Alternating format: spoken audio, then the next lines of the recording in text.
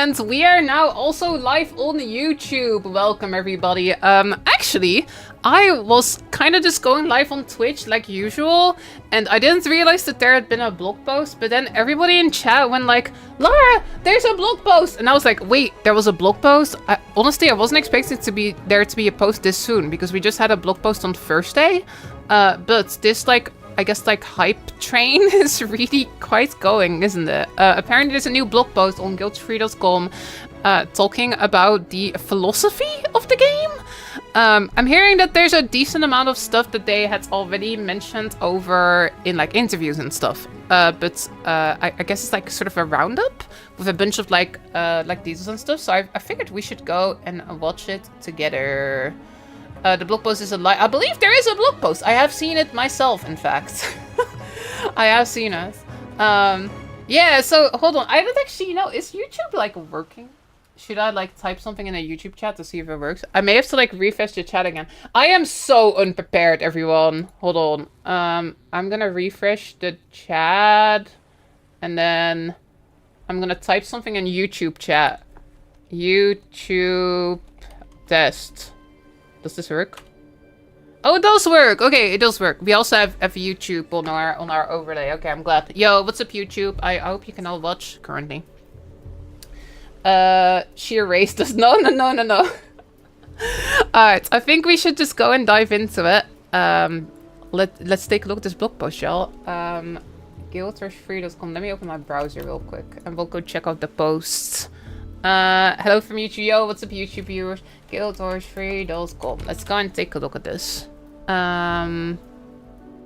Let's go and take a look. Okay, I think it's over here somewhere. News, yes. So there's a new post here. Our Guildfree philosophy. Let's go and dive into it. How long is it? It's decently long, actually. Oh my gosh. Look at this huge block of text. Whoa. I feel like this may actually also warrant its own video. Again, right now we're just doing the live stream reading it, but this may actually, I may have to make a video about this because it seems like a decent amount of info. But for now, let's just read it together and let's see what it's all about, y'all. Let's go and take a look at this. Hello, Guilds community. Today's Guilds Free update is a big one, as I'm going to be talking about the core philosophy that defines the way we make games. So grab a cup of your favorite drink, sit back, lean forward, and relax. It's reading time. Now, all of you can just listen because I'm going to be reading it out. When we set out to build Guild Free, we didn't start by asking what a sequel should look like. We started with something more fundamental, the core philosophy that defines how we have built games at ArenaNet for over the last 21 years. Our philosophy is relatively simple. When we make a new game, we take an inventory of the genre at a time, the good and the bad. Then we identify player problems, frustrations, and limitations, and we ask how could we solve them. This is something we've actually heard quite a lot around the time Guild 2 was coming out, right? Where they were specifically talking about a lot of player problems in MMOs, and they were like, we want to do stuff slightly differently and solve for those problems. Specifically back then, it was honestly a lot of in my opinion, problems that people had with WoW specifically, because of course WoW was massive at the time. So yeah, kind of just I guess the similar idea here, sort of looking what problems exist in the MMO space and how do we fix for those. Today I'm going to talk about 4 core elements players have come to know and love about Guilders games that arose from this approach to game development. These expectations we know players have of any Guilders game as a result of the innovations we've delivered over the years, and I want to share how we are applying those expectations to Guilders 3. Right, so I guess specifically things that they did in Guilders 2 that's we almost expect to carry forward. Yeah, so again, sort of core philosophy stuff. No subscription fees. From the beginning, one of the defining ideas behind Guild Wars was simple. Players should be able to buy the game and play it on their own terms. When Guild Wars launched in 2005, that wasn't the norm. Subscription fees were a core part of the MMO model. Choosing not to have one wasn't just a pricing decision, it was a statement about accessibility and long-term value. We carried it forward into Guild Wars 2 and it remains just as important today. Guild Wars 3 will be a buy-to-play game at release, there will be no subscription fee. We already kind of knew that based on interviews and stuff, but again, it's good to see it officially confirmed on the website, not hidden in some interview somewhere, just on the website, this is a buy-to-play game. I'm actually, something that I think they hadn't quite fully confirmed was the whole buy-to-play thing. I think a bunch of us thought that maybe they could go for a free-to-play model, right? Like, we do see a lot of MMOs coming out nowadays that decide to go for that. But looks like we're kind of doing the same as when Guilds 2 came out. You buy the box, you get to play, no subscription fee, right? Great to see them writing. I think so too, yeah. Reading? But I play Berserk. I always find it suspicious when they say no sub at release, but trust her. Yeah, exactly. I mean, I've talked about this a bunch, but I think that ArenaNet has very much cultivated an audience over the years which doesn't like sub fees, right? Like, a lot of us started being part of this community back in the Guilds 1 days, and we specifically picked Guilds 1 because there was no sub fee. Like, WoW was the bigger game that you would see people talk about a lot more. Guilders was like sort of like slightly behind that, I think, but it was kind of seen as like the game you play if you don't like the sub fee, right? If you want to play WoW, but you don't want to pay the sub fee, maybe you like Guild Wars. Gameplay was also very different. But again, I think a lot of us ended up in this franchise specifically because we were like, yo, we don't want to pay every single month. So I think it would be really, really weird for them to do sub fee. So I'm glad that that is very much confirmed here. No sub fee, buys to play at release. That makes me happy too. The model matters because it puts players in control. Our goal is for players to feel like their time in the game is something they choose, not something they owe. Yeah, that's a big thing with sub fees as well, isn't it? Even if, like, you personally don't have a problem paying for a subscription fee, I think a sub fee, like, messes with, like, the gameplay in so many different ways, right? Sort of like put you in a spot where you feel like you're paying, so you have to play, right? It's like, I paid for this month, so if I don't log in and I don't play, it's such a waste. And I think it also leads to people having trouble coming back after a break, right? You go take a break from the game and then you have to resubscribe. It's such a barrier to get back into it. And it's also a barrier because your friends might unsubscribe. And if you want to do something with your friends, you may have to convince your friends to, like, go and... you may have to convince your friends to go and like, resubscribe as well. So, personally, I'm pretty happy that, that's not something they're going to be doing. And so, much something to talk about here. Want to take a break and play other games? Great, go for it. We recommend trying out Guilds 3 Force and Guilds 2. We hear they're awesome. Ready to come back when the next Guilds 3 expansion comes out. Wonderful will be here waiting for you. I like the word Guilds 3 expansion. I wasn't expecting them to drop that word in a blog post like this. Of course, like, that doesn't confirm that that's what happened, but it sounds like they're at least thinking about that. Oh my gosh, y'all. Bit of a history lesson here, but when Guilds 2 first came out... Yo! Also, Anonymous gifted a sub to a burrito. Thank you. Appreciate that a ton. Thank you, Anonymous gifter. Let's go. But yeah, like, specifically with Guilds 2. Guilds 2 first came out, right? Guilds 2 first released back in 2012. And then for a long time, we were basically sitting here like, yo, Guilds 2 expansion? They did, like, Living Worlds, right? But, like, we all kind of were excited about the prospect of an expansion, right? MMOs, expansions, very exciting. So for years, we would all go on Reddit and we'd be like, when is the expansion? Are they ever going to do an expansion? And a lot of people would say, like, maybe they'll never do expansions, right? Maybe they'll just do Living Worlds, and expansions is just something they won't do. And it took a while for Art of Thorns to come out, right? That was like several years after the base game. So, I don't know. Of course, maybe we shouldn't read too much into this, but I'm glad that at least in their heads, the word Guilds 3 expansion seems like very much a possibility, right? And we're not... Like, with Guilds 2, that took a long time to sort of materialize after launch. So, I'm excited to see them mention the word Guilds 3 expansion here. That's very exciting to me. But just saying there won't be a subscription fee isn't enough anymore. We've been looking carefully at the newest round of modern MMOs and the broad array of live service games that often look suspiciously like MMOs, and seeing how subscription-like systems have evolved. In many newer games, the subscription hasn't disappeared, it has been reshaped. Paid battle bosses, paid recurring seasonal tracks, and similar paid systems often function as a new kind of ongoing fee. That model works for some games, but it's not aligned with how we think about player freedom in a Guilds game. It's a form of subscription fee hidden inside of a neat optional package that obfuscates the subscription from the player. Yeah, shots fired indeed. I may actually get up the green screen, I'm thinking. If you'll give me 1 second. But yeah, shots fired indeed. I feel like almost specifically this is maybe a little shots fired at Elder Scrolls Online. Does anyone else feel that? Now, I actually quite like Elder Scrolls Online, although I haven't touched it in years, but when I played it, I thought it was pretty fun. I don't mean to, like, sort of disrespect too much, but I do think that ESO has been catching a lot of flack lately, because they've kind of followed Guild Wars 2's monetization scheme, but then they always had an optional subscription fee, and that optional subscription fee has for many players kind of felt like not that optional. My understanding is that basically if you want to use the material storage equivalents in that game, where you have like a storage of mats, you need the subscription fee for that. So if you really want to do a lot of crafting, like apparently it's supposed to be quite painful without a subscription. And then they also introduced a paid battle pass very recently, which I understand is not part of the subscription fee. So like people who already paid a subscription are still having to also buy the battle pass. So yeah, oh gosh. I feel like this almost applies to ESO maybe the most a little bit here. Then again, there's don't get me wrong, there's plenty of games that have subscription fees and optional subscription fees and like battle passes and stuff. It just, like, I feel like ESO specifically has caught a lot of flack in recent months for introducing this battle pass and also having the optional sub, which doesn't feel that optional.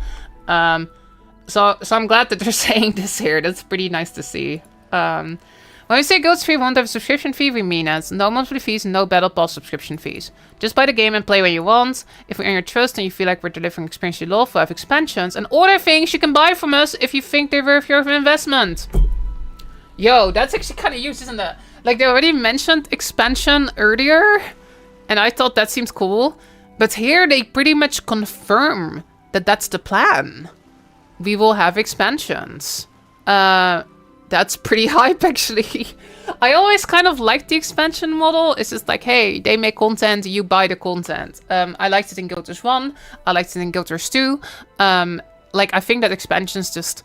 I like a bunch of Living Worlds content, like Season 4 is really good, but expansions just generate so much more hype, right? It's like new expansions coming out, everybody looks in again. So I'm glad to see that they're very much...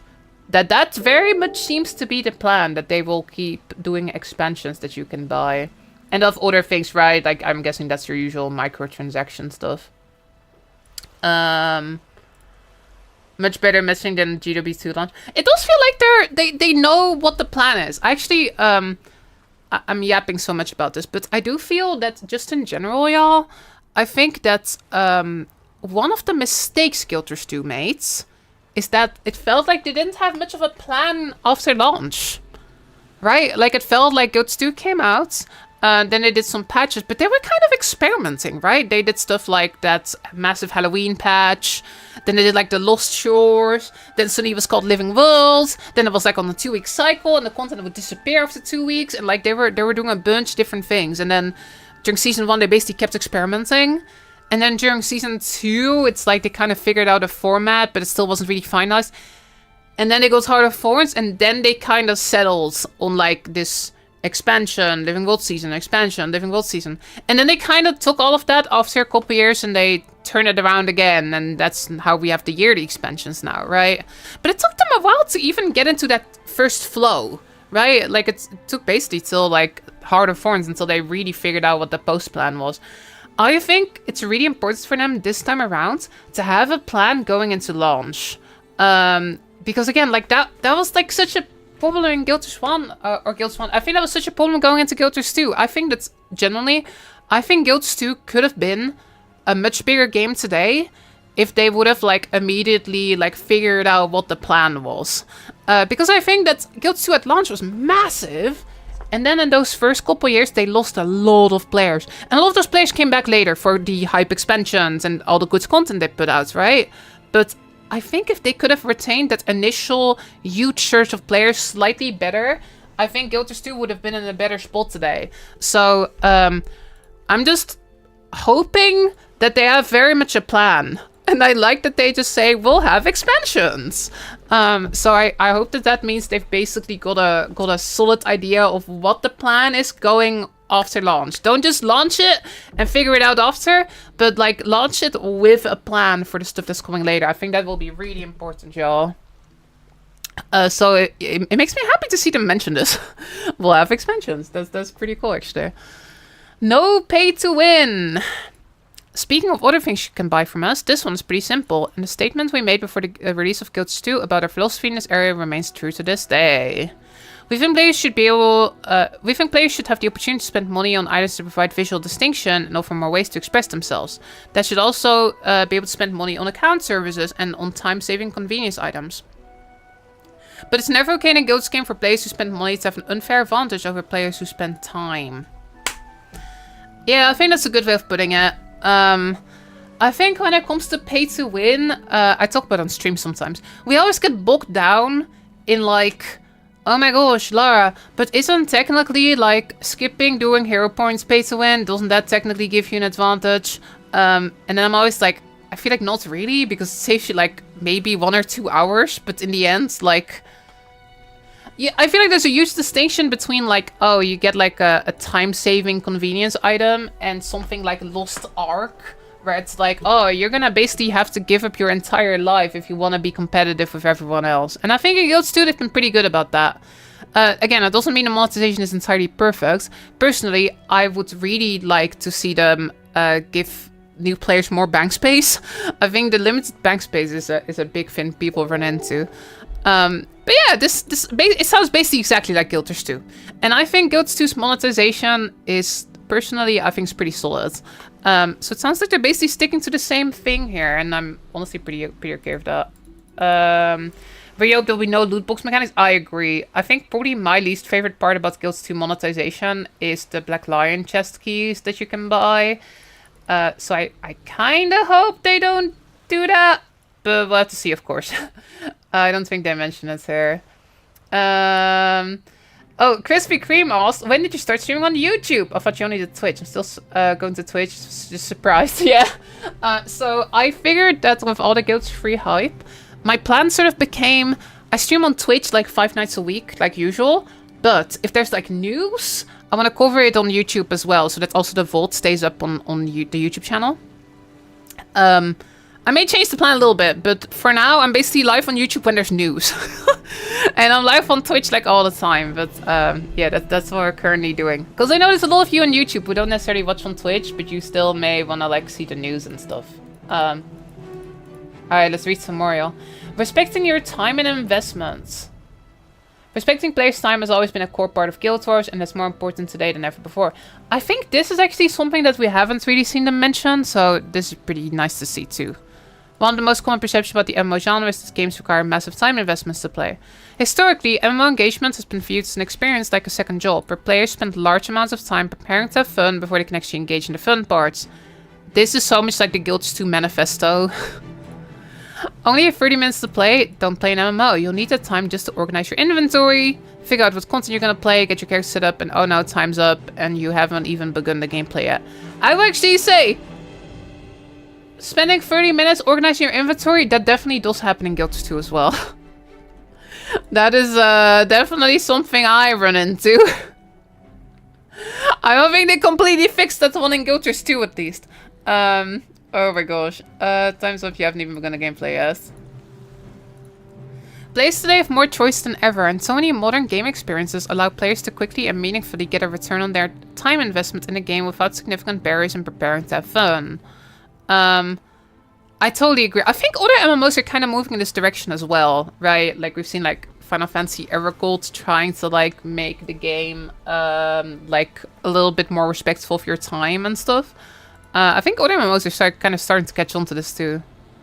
That means our responsibility isn't just to create content, it's to make sure that time spent in the game feels meaningful. This has always been important to ArenaNet in the Guilds franchise, but we'll continue to evolve this philosophy for the modern era of game development, and asking how a genre that's dominated by 10 to 20-year-old games modernizes this space. Wait, what? Asking how a genre that's dominated by 10 to 20 years modernizes this space. Right, I guess they're trying to modernize it a little bit, like Final Fantasy is at least a little bit. Guilds 2 is, of course. But yeah, I think to really modernize a bunch of stuff, you kind of need to like do something brand new, don't you? Want you to feel good about the time you invest, whether you're playing every day, only have an hour or two every week, or coming back after a long break from the game. It sounds very much like horizontal progression, right? Very much sounds like this.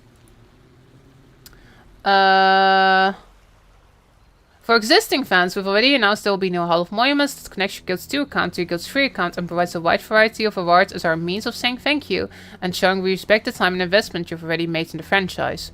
We'll talk in more detail about the future. We'll talk in more detail in the future about how Guilds 3's game and content systems are evolving to create a new take on the MMO that respects players' time and investment. Yeah, I want some details, y'all.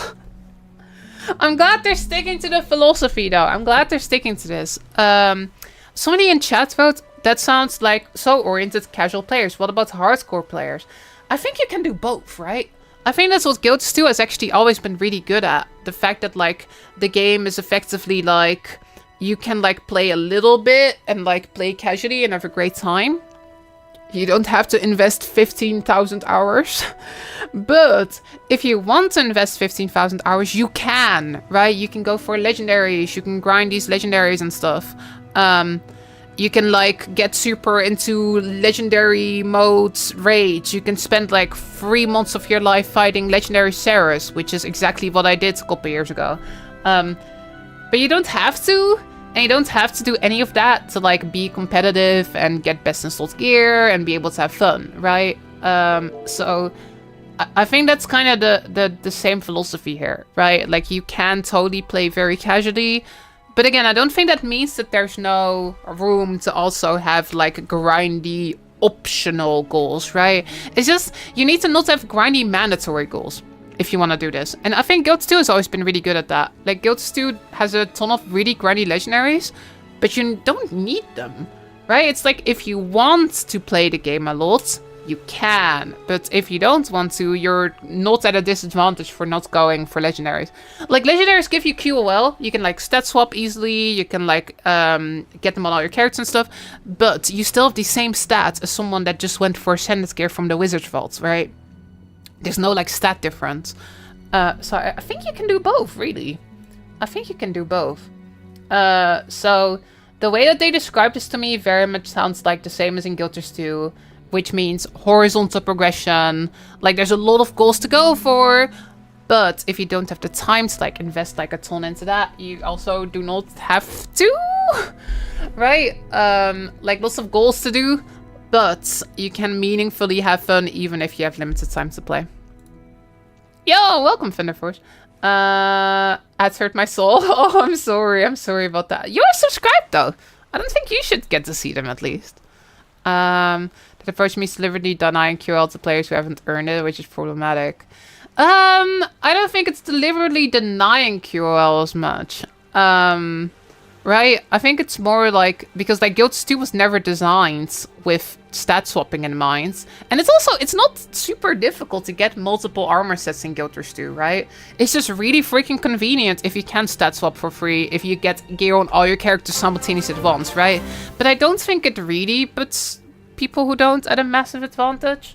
But I think it's okay, honestly. I do think it's okay if, like, somebody invests a lot of time to give them convenience. To give them, like, stuff like, wow, now all your characters have gear immediately. Ah, now you can stat swap for free. Like, normally it costs a little bit of stuff to stat swap, but if you spend a lot of time, then you get a cool convenience thing. I don't think every convenience thing necessarily has to be available to everyone immediately. I do think you can have goals which grant you convenience, right? Like, for example, in Guilds 2, you've got the contracts, which give you bank access from everywhere, right? Is the game ruined if you don't have that? Not really. The game's fine. You just go to the bank. But it's certainly convenient if you have that. And it's a cool goal to work towards, right? I think it's totally fine to have, like, things you can earn. Just, it doesn't need, it shouldn't be mandatory, right? You should still be able to have the full proper experience without investing 1 million hours. But I think you can definitely make it so that if you spend 1 million hours, you get something that makes it more convenient. I think that's totally fine, personally. Yo, Lorraine, thank you for the 46 months. Let's heck and go. Also, Wolf0, 13 months as well. Thank you for resubs, gamers. I appreciate it a ton. Thank you, thank you. Alright, let's read more of this. We'll talk in more detail in the future. I wonder when? I wasn't expecting there to be a post this fast. I was thinking, like, oh, I think we'll be really lucky if they do a post at the end of the week, like a week after the other post, right? But it was only a couple days since the last post. I know, they seem to be going pretty fast with all of this stuff. I guess they don't have a lot of time, right? Like, again, if they're doing beta next year, fall, there's not that much time to reveal stuff, y'all. There's not that much time to unveil stuff. Innovating and evolving the MMORPG genre. Now that is, I think, the most exciting one. All of this is basically, yo, we're doing the same stuff as in Guild Wars 2. Which is why a lot of us love Guild Wars 2. No sub fee, no pay to win, respecting your time and investment. I think it's good for them to reiterate this though, because I think there's a lot of people from other MMOs paying attention who may be dealing with this, right? They may be playing a game that doesn't respect their time. They may be playing a pay-to-win game. They may be paying a sub fee. So I think it's good to reiterate this. But to a lot of us Guild Wars 2 players, this isn't super new, right? We already have a lot of this. But this here, I think is the exciting one. The innovation, y'all. Let's take a look at this one. I'm excited. Innovating and evolving the MMORPG genre. One of the most important parts of our philosophy, and one that sometimes surprises people, is that we don't aim to make direct sequels. Oh, yeah, now this is something I think all of those of us who played Guild Wars 1, we know exactly what this means. Because again, like, if you were a Guild Wars 1 player, and then Guild Wars 2 came out, Guild Wars 2 was a very different game from Guild Wars 1, right? Like, it wasn't like Guild Wars 1... but a sequel, but it's better, right? It was very much a very different kind of game. So I think a lot of us, like Guild Wars 1 players from back in the day, we know that Guild Wars 3 will likely, again, be a very different game. And I think that's what this refers to, right? Like, don't aim to make direct sequels. Guild Wars 1 and Guild Wars 2 are very different games. Wow, I literally just said it. And that was intentional. Though they take place in the same world, each one was built to push against the convention of its time, solve player problems relevant to that era of games, and explore new ideas in the MMO space. The MMO landscape today isn't the same as it was during the development of Guild Wars or Guild Wars 2. Player expectations have changed. Technology has evolved. The ways people engage with online worlds are broader and more varied. The lines between an MMO and a live service game have blurred. That's absolutely true. The amount of time players have to dedicate to a single game has decreased as the library of games has continued to grow. And also, they don't say it here, but a lot of the MMO audience has aged. And I'm talking about myself too here. But, you know, a lot of us who grew up loving MMOs, we're older now. A lot of us have lives now. We don't have like 1 million hours to play every day. I guess I do because I stream the game as my job. But like most of us don't, right? Most of us have lives. People have families. People have jobs. If we approach Guild Wars 3 by simply extending what we have already done, we'd miss the opportunity to move the genre forward. A genre that we've heard so many of you say desperately needs innovation and evolution. So instead of just making a sequel, we're asking the same questions we always do. What does the next evolution of an MMO look like right now? Answering that question means Guild Wars 3 will have to be its own kind of game, distinct from both Guild Wars 3 Forge and Guild Wars 2. Our two existing games fall on two furthest ends of the MMORPG spectrum. Oh, this is really interesting. Guild Wars 3 Forged is at its core a game about a small team. A player and their assembled team of henchmen or hero NPCs or other players they want to bring along with them, overcoming challenges in a predominantly instanced game. Unless you invited them along, you never saw other players except in the game's social hubs. Yo, if you're unfamiliar, you should watch my Guild Wars Reforged video where I talk about all of this. When we released the original Guild Wars, we branded the game as a CO RPG, Cooperative Online RPG. However, the branding never stuck and everyone informed us we'd released an MMORPG. We even won multiple MMO of the Year awards. We gave up on CORPG angles since it didn't stick with players, and we simply embraced what everyone told us. We shipped a unique kind of MMORPG. Yo, I hope this actually sells the debate, because people still debate this. You will go on Reddit, and someone will go like, yo, Guild Wars 1 is my favorite MMO. And then someone will show up and be like, well, actually, Guild Wars 1 isn't an MMO. It's a CORPG. But apparently, ArenaNet is kind of... They kind of gave up on it, and they've embraced everyone calling it an MMO. So if you call it an MMO, that's fine. Like, it's just a unique kind of MMO. Guild Wars 2 is the opposite. At its core, it's a game about giant scale experiences and expansive open world. Yeah, like meta events and stuff, right? World versus world. Giant world boss battles, map-wide meta events, and PvP on a massive scale are what Guild 2 is most known for, although the game offers a wide array of different experiences. Unlike other large-scale MMO worlds, there are no servers or worlds you join that restrict the player you might meet within that giant setting. Instead, the game is organized into maps using our mega server system, and players are able to play with anyone who chooses the same region of the real world they play the game from. Actually, it wasn't like that from the start, right?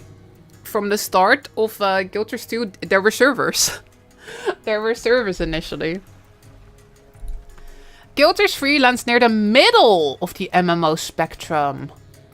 Confirmation, y'all.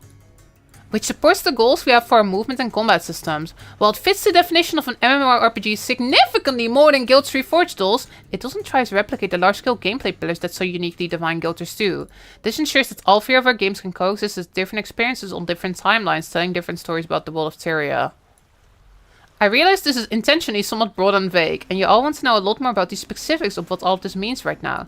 But we've got a very long campaign ahead of us between now and the launch of Guild 3, and there's plenty of time. We'll discuss the specifics in much greater detail in the future as we share more information on the various game systems, content systems, and concepts that make up Guild 3. Oh. Okay, I think we were already talking about this, right? For all of those of you who have like paid attention to all the Guild 3 news, there was basically an NCSoft executive, is my understanding, who confirmed in some interview that like they were sort of comparing Ion 2 and Guild Wars 3, and then the exec said, I'm paraphrasing, but the exec said something along the lines of like Ion 2 is about really massive realm v realm, while Guild Wars 3 focuses on like smaller scale experiences. So I think we kind of already knew that this was a thing. But, yeah, I like the way that they phrased it here, honestly. So again, Guild 3 Forge is a game about a smaller team. It's instanced, right? Guild Wars 2 is about giant scale experiences. Guild Wars 3 is in the middle. I like how they say this, though. While it fits the definition of an MMORPG significantly more than Guild 3 Forge does, it doesn't try to replicate the large-scale gameplay pillars that so uniquely define Guild Wars 2. To me, that sounds like still an MMO, right? They say it significantly fits more than Guild 3 Reforged. So I don't think this means it's an MMO light, y'all. Like that's what a lot of people call Guild 3 Forged, right? Where they're like, oh, well, it's instance. You only see people in towns. You have to go in. The whole world is instances. I don't think that's what they're doing here, right? I don't think that's what they're doing here. Like they still say it significantly fits the MMORPG more than Reforged. Really glad that that's confirmed, actually. So yeah, it's much more of an MMO than Guild Wars 1 is, but it doesn't try to replicate the large-scale gameplay.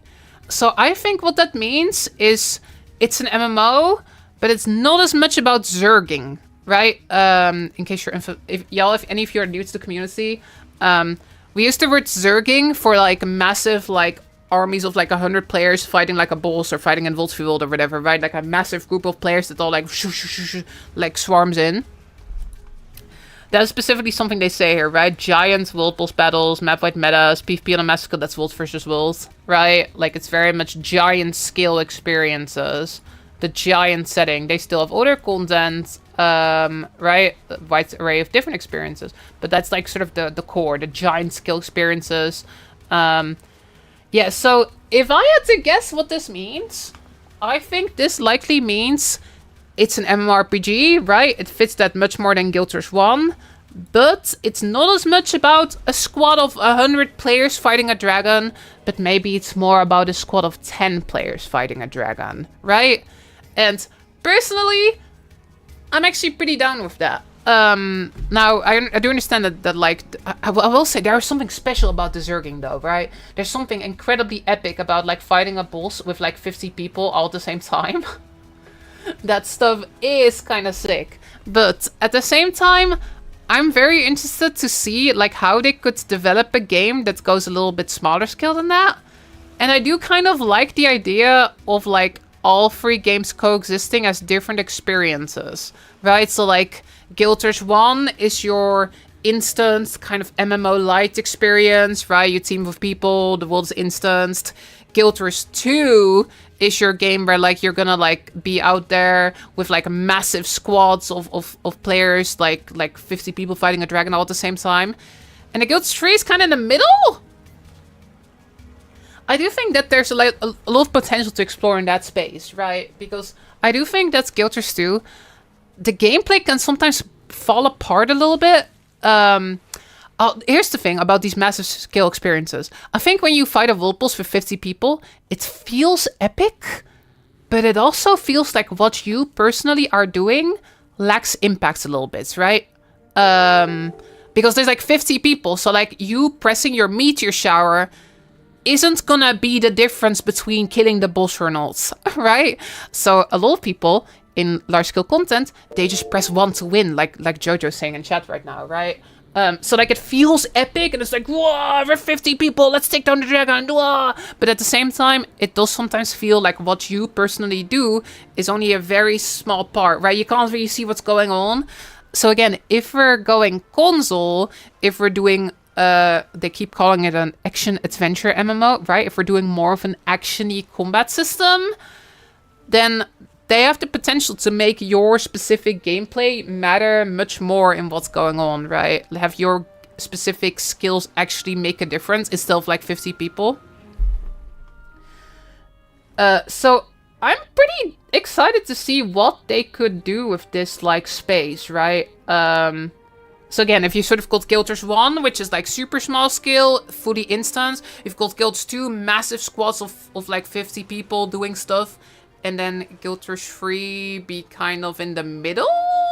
Like, I love Guild Wars 1, I love Guild Wars 2. So, like, I think that there are, like, advantages to all of those approaches. So I'm excited to see what exactly Guild Wars 3 being in the middle means. We need some more details, though, don't we? I have very much an open mind to this, y'all. I very much have an open mind to this. But they are right, it is a bit broad and vague. We want to know specifics. Like... But personally, the thing I'm the happiest about is because we kind of knew that they'd mentioned, like the executive had mentioned, like the being smaller scale experiences. I'm kind of happy that they've at least confirmed that it is significantly more an MMO than Guild Wars Reforged, right? I saw a lot of people being like, oh, it's going to be fully instant, it's going to be Guild Wars 1. That is not what this is. It is like much more closer to an MMORPG definition than Guild Wars 1. So, you know, to me there's one big thing I need, y'all. The one big thing I desperately need. I need to run into players in the open world, right? I want to run around the open world and run into people and team up and make friends. That's one of my favorite things in Guild Wars 2. That's something I miss in Guild Wars 1, right? When I go out in the open world, it's just me and my heroes, and I don't run into anyone. And it's still, there's something like very dungeon crawlery about Guild Wars 1 gameplay, and I love Guild Wars 1, but that is something I kind of miss in that game. So I need that to be in the game. I need to be able to run into people and like team up and make friends and all those shenanigans. I need that to be here. Yeah, they didn't really say that, Tada, you're right. They didn't really tell us, but that's what I need. Personally, I think that's pretty likely from the way they phrased this, right? Again, they say that it significantly more fits the MMORPG definition than Guild Wars Reforged. Right? So, if it was the exact same as Guild Wars 1, where you don't run into anyone in open world, then could you say this? I'm like trying to like reason my way through this. But I feel like you can't, right? I feel like if it was Guild Wars 1, you couldn't say it significantly more fits the MMORPG word. So I think this means you will be able to run into people in open worlds randomly. Because like they say it fits the definition significantly more. But I need a proper confirmation on this, right? I want to run into people in the open world. I think that's what everyone wants. I think that's like the big thing, right? That people are thinking about, right? Like running into people. Like it's such a special experience in Guild Wars 2 when there's an event. And then a bunch of people show up and they'll team up. And you're like playing with other people and stuff, right? Raspberry Road is just a lobby, not an MMORPG. Right, that's what I need it not to be. And I think from this phrasing, I'm pretty relieved that I doubt it's that. I doubt it's a lobby and not an MMO, right? They say it fits the definition of MMO significantly more than Guild Wars Reforged. So, to me, that sounds like not Destiny 2, Guild Wars 1, MMO Lite, lobby experience. To me, this sounds like, no, it's an MMO, you run into people in the open world. They don't explicitly say it though, but looking at this phrasing, I'm pretty confident, okay? I'm pretty confident here. There are enough lobby simulator games out there. Monster Hunter, Endgame, Monster Hunter. Yeah. I don't want this to be a lobby simulator. And again, they show this beautiful open world, right? I don't want to be stuck in like a lobby. Like, I want to be running out in the open world and making friends and stuff. That's what I need. But I think we're getting that, right? It fits the MMO RPG significantly more than Guild 3 Forge. So I think we're getting that. I would love a confirmation though, because I think that, you know, I think that they haven't. Yeah, people are still like a little concerned about that. Maybe I think. Yeah, Final Crisis word in Twitch chat sounds more like less giant player content and more small man team content. I think a lot of people are freaking out over nothing. I actually totally agree with you. Again, like from reading this, it sounds like Guild 1. Hold on, should I just like draw it out? Is it like, is it drawing tablet time? I think it's drawing tablet time. Okay, we're gonna draw it out. So, Okay, we're drawing it out, yo. We're drawing it out. Hold on. So over here, you've got Guild 1, and this is like fully instanced, right? It's a fully instanced game. MMO Lite, CRPG, all that shenanigans. Over here you've got Guild 2, which is like massive groups, basically, right? Massive Zergs, world versus worlds, massive boss fights. And they're saying Guild 3 is over here. That's what they're saying. And they're saying it significantly fits MMO more. So, I think we should... I think some people will take this as like, this is totally the same as that. Right? They're like, this equals this. But that's wrong, right? They're saying it sits in the middle. So what does that reasonably mean? So again, this is pure guesswork.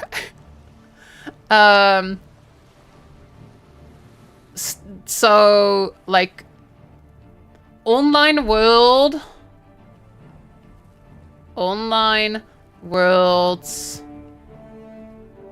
but less players.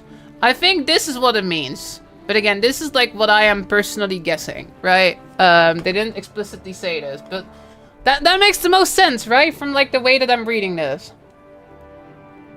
Maybe missionary solution is a party up on Q mission. It could be something like that too, yeah. I think this is like sort of the like, again, reading this, I think if this is a spectrum, I think this is like the most likely thing. But I'll put some question marks because technically they didn't tell us, right? But I think that's what it means. I think that's what it means. Like, I think some people will probably see this and then jump to the conclusion, like, Guild 1 is the same as Guild 3. But, like, that's not what they're saying at all, right? Again, like, I think the big sentence to look at here is this. Fits the definition of MMORPG significantly more than Guild 3 Forge. It doesn't try to replicate the large-scale gameplay pillars that so uniquely define Guild 2. That fits with this, right? That fits with this. Online world but less players. That's what I'm guessing this means. Okay, let's read more. Oh, I already read this one. I released this intentionally somewhat broad and vague, and you all want to know a lot more about specifics. Yes, we do. Please tell us the specifics. Wouldn't it technically also fit description if it's the same as Guild 2 but without the focus on world boss and meta events? Yeah, totally. We've got a long campaign ahead of us between now and launch of Guild 3. There's plenty of time. We'll discuss the specifics in more detail in the future as you share more info on various gameplay system, combat system, and concepts. Tell us about... Oh, content systems. I thought they said combat systems. I want to know the combat detail. Okay, let's read more. Let's read more. Yo, Hypnojin, 39 months. Let's go. I really appreciate that. Thank you. Looking ahead. As we continue development, these pillars are our foundation. They shape not just individual features, but the overall direction of the game. You'll see us come back to them often in the future when we discuss the game in more detail. And as always, player feedback will be a big part of that process. We only know we have solved player problems when you tell us our solutions are working. Guilds has always been a conversation between developers and community. That doesn't change with Guilds Free. We invite you to join that conversation on our social channels and our newly launched official Guilders community Discord server. Conversation has just begun. We cannot wait to share where we are going. Good blog post, y'all. Pretty awesome blog post. Again, I think basically what did we learn? Let's summarize. We learned first of all that they are basically carrying forward a lot of the things that got us to play Guilders 2. Right, and even Guilders 1 back in the day. Like, a lot of us play Guilders 2 specifically because of these pillars. And these pillars are still here, so it's nice to have them confirmed in this blog post, right? We already kind of knew about some of them, but it's still nice to see them, like, not just be in an interview, but see them just officially talk about it on the website. So 1, no sub fee. That also means, like, no battle pass and stuff, because it's kind of like a sub fee in a way. No paid battle pass, that is, right? They may do a Wizard's Vault type system or something. Then we got no pay to win, which is a big one, I think. Then we got respecting your time and investments. I think that pretty much means, like, horizontal progression again. They don't actually mention the word horizontal progression in the blog post, but they did mention that in the interview. But yeah, feeling like you can make meaningful progress. Not having to experience it like a second job. Get a meaningful return on your time investments, right? You're making sure your time feels meaningful. Hall of Monuments, like giving you stuff in Guilders Free for Guilders 2 stuff you do. Talking more detail about how Guilders Free's game and content systems are voted to create new tech. We need more details. Gives the deets. And then also the innovating the MMORPG genre, which is an interesting one because they're saying that they're not making a direct sequel. I think that's the big one, right? This is something that I think all the Guilders 1 players have been shouting off the rooftops, y'all. Like, there have been all these, like, Guilders 1 players being like, y'all, it will probably be different. We've been through this before. And they've all said this in interviews before, right? But here they very specifically say that they're not making a direct sequel. They're not just making Guilders 2 again and doing exactly what Guilders 2 did. Instead, they want this to be a different game that solves, like, issues for, like, the modern times, right? They want to push the genre forward. They want to, like, evolve the MMO. And that means it's sitting in a other spot of the spectrum. It lands near the middle. So that does mean... You know how I'm gonna phrase this, actually? Okay, hold on. I'm gonna phrase this quite well, because again, this is what I'm assuming this means. Online world, but less players. That's what I assume that means. But let me actually phrase what we know for sure. We know it is not the same. Why can't I switch my color? Oh, now I can. We know it's not the same as this. We know it's not the same as this. That's what we know for sure, okay? We know it's something in between that. That's what we know. Yeah, so it's not massive groups Guilders 2, but it's also not fully instance Guilders 1. We know it's in the middle. That's what we know. In the middle. And again, I'm actually pretty down for that. Because again, it means it's its own unique experience. And it can sort of be its own thing, right? It can coexist alongside Guilders 1 and Guilders 2. So yeah, we're in the middle with Guilders Free. This is very insightful. Let's go. I'm glad you think it's insightful. But yeah, it's not that. It's not that. It's in the middle somewhere. Do you know if it will be tap targeted or full action? We don't really know. However, if you go to the Steam page, which I will pull up for you real quick. Guilders Free Steam. If you go to the Steam page, it's a great artistic explanation. Thank you. Thank you, thank you, thank you.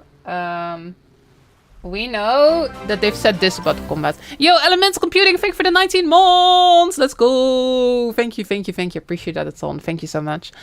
Look, here they say, master a combat system where depth is achieved with strategic skill use, positioning, and movement. Where action RPG combat meets Guilders build making, creating a unique combat experience. So again, action RPG combat meets Guild Wars build making. So what I'm guessing is that means that it's not your traditional MMO tap targeting, right? They say action RPG combat meets Guild Wars build making. And I think, again, if that's what we're doing, if we're doing action RPG combat meets Guilders build making, I think it does make sense to, like, maybe not have that be around groups of 50 people fighting a dragon, but maybe have it be around a smaller group fighting a dragon, right? Although the dragons are probably sleeping in this game. Probably no dragons. There may be a small dragon, but no elder dragons. But yeah, like, so I think that I think it kind of tracks, doesn't it?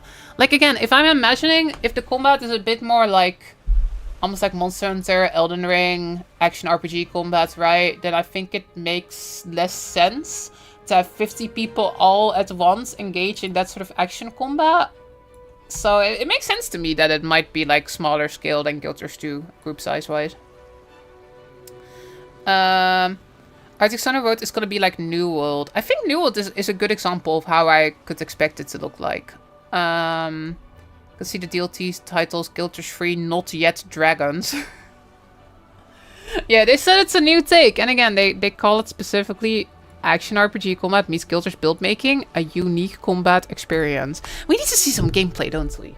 We need to see some combat gameplay because we haven't seen anything. Like, so the concept art of the Frost Arrows is what makes me think it's smaller parties engaging strategic action combat. Yeah, they do mention the strategic part, right? Like they mentioned strategic skill use, positioning, and movement. Personally, I'm actually a big fan of like the fact that they specifically mention skill collection. Like, I love that whole skill collection angle that Guild Wars 1 has. And I think that could work really well in an action combat setting where you can like collect different skills and sort of combine them in different ways and stuff.